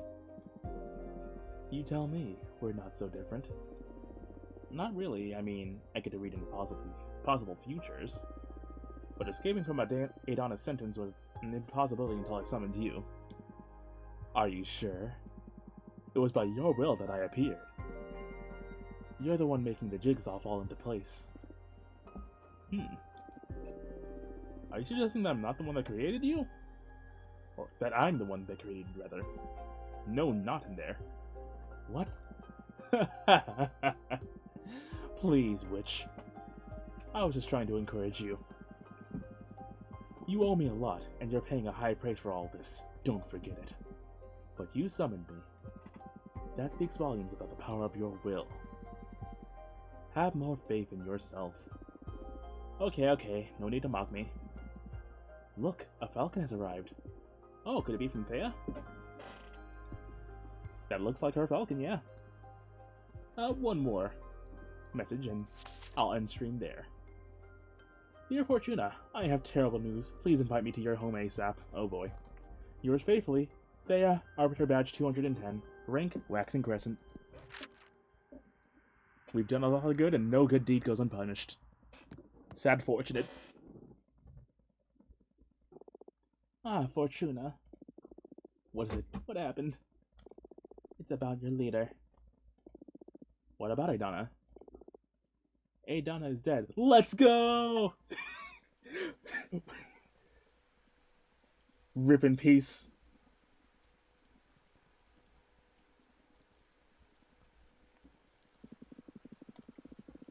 We are reunited here today to say goodbye to our good friend Patrice. She lived intensely and died on her own terms. We are returning her body to the earth, just as she wished. Naked and covered in flowers, my body to the soil, my soul to my sister, to the stars. You lived in beauty and depart in beauty. Now some words from her eldest son. I'm not good with speeches, so excuse my brevity. I will always be in awe of all the life my mother brought into this world. And I'm not only talking about her numerous children and grandchildren. Ah, so she got busy. And was well loved, I'm sure. I'm talking about her words, her ideas, her wisdom. I don't know if any of us will ever achieve the clarity my mother had. With her gone, we've lost the brightest light in the universe. I wish any of our dads were decent enough to be half the person our mother was. I wish any of them were brave enough to have stayed by her side. Today I didn't only lose my one true parent, but also my idol. Adios, Mama. Te quiero. Thank you, Pietro. Now, Mr. Stanton, you wanted to say something too? That's right, thank you.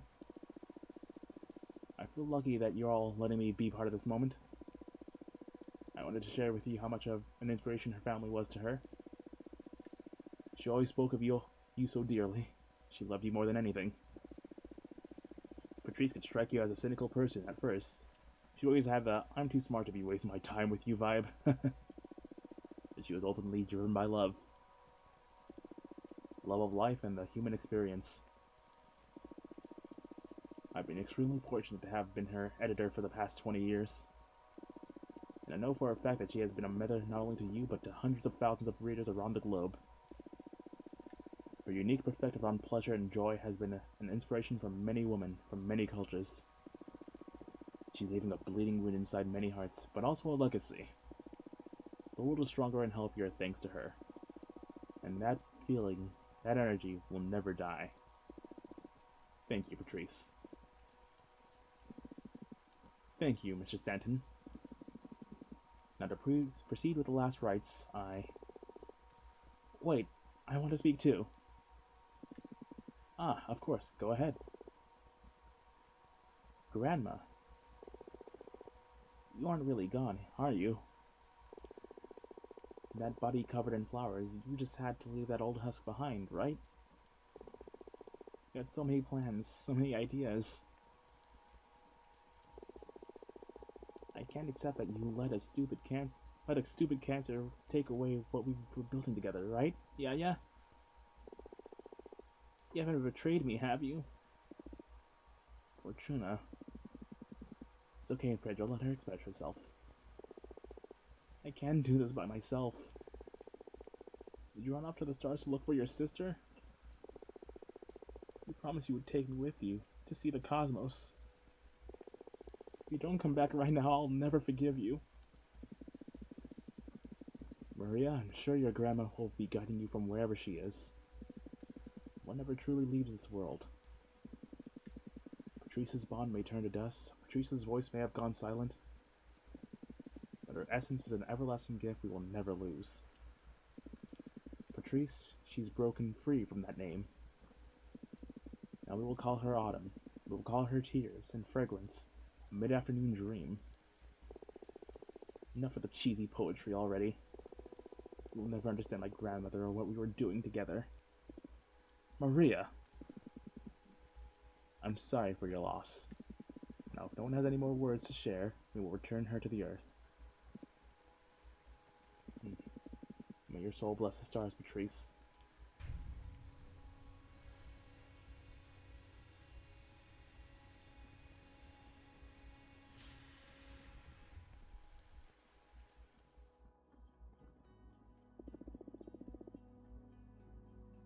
So my prediction finally came true, eh?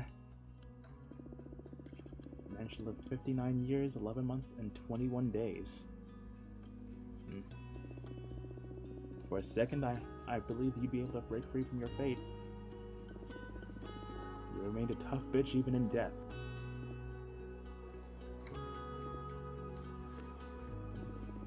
It's too hard to do this without your witty comebacks. I'm sorry I didn't come to visit you after I ascended. But how along the stars sure flies. I wasn't sure how you deal with the fact that your sister became a witch. Oh. I'm so sorry. That night on the beach, I started walking to the sea and never looked back. Somehow you knew, eh? You knew I wasn't dead. You are the only thing I miss from my time as a mortal. It's been tough up there without you. What about one last reading, for old time's sake?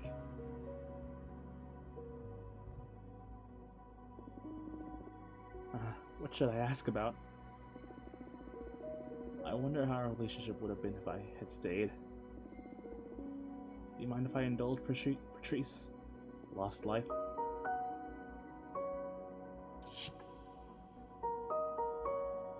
The Emperor sits atop a stark barren mountain, a sign of unyielding power. The ultimate male ego, confidence and power. No choice but to assign it. I'd have married one of your husband's brothers and we'd have had a big happy family altogether. We'd have moved to the Canary Islands, you'd have written lesbian pulp novels, and I'd never have run an online tarot website. Or we would have run a popular magazine together, with Eva as an editor-in-chief. I mean, none of these can ever be, so...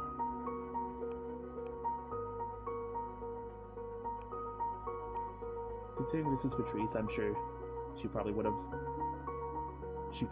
wanted the friend group to all stay together.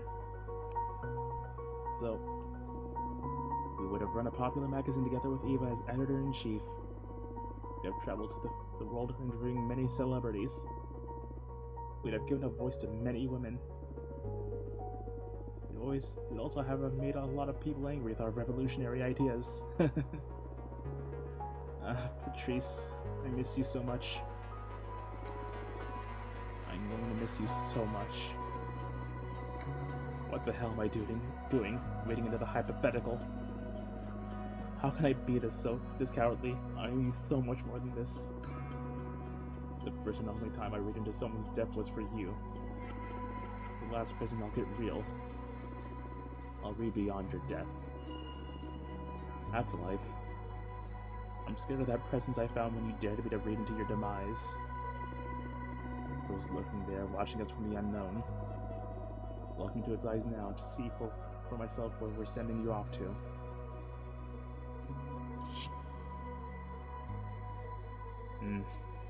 The devil. One of few times I'm not happy to see a demon.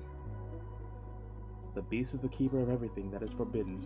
Their servants ooze with lust and invite you to fall into temptation, enlightenment beyond corruption. Really wish I didn't have to assign this. You'll become an archivist of all occult texts. You'll become an intergalactic detective. That seems like a good one. Less heavy than what the card would imply. You'll become an intergalactic detective. You'll accept cases from witches and supernatural beings alike. What? I think I lost my talent. That doesn't make any sense. What in the cosmos am I doing? I'm sorry, Patrice. I'm just spewing nonsense. Don't leave me.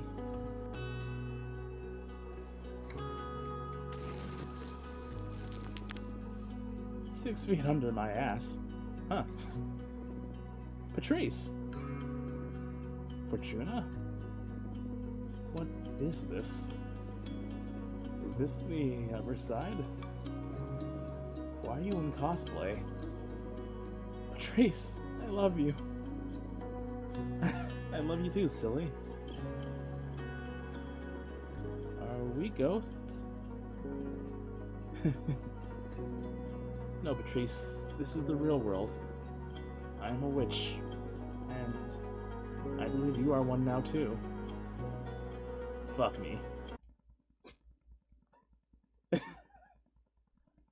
A bit of a somber note to end this session on, but okay. Right, the game auto-saved. Yep, saved 0 minutes ago, so exit the title screen. Exit the title screen. Thank you once again for dropping in, everyone. Thank you as always, Blight Daymoon and Rune Mithria, for dropping by and chat. Bit of a somber tone to end on, but it kind of returned into something a bit more comical. Bit of a heavier stream today, what with all the death talk and a lot of foreboding stuff in the future. But it's still an absolutely delightful game. And as always with the streams, we're gonna see who's doing something fun that I can send you all off into. Let's see. It's no longer October, so I don't have to do something that's spooky. Got a few people.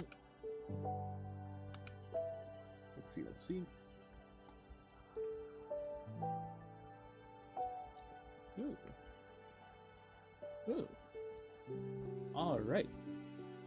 So, this time around, Vixen VTuber will be our lucky victim. She's currently doing some art, so be sure to send her some love as well. I'll see you all on the other side. Take care of yourself. Stay safe. Stay your preferred temperature in these trying times. Live deliciously, and live in spite of whatever odds are going on up there. I hope to see you all again soon. Now more than ever, take care of yourself. And we'll get that raid started right now. And make sure you're staying hydrated.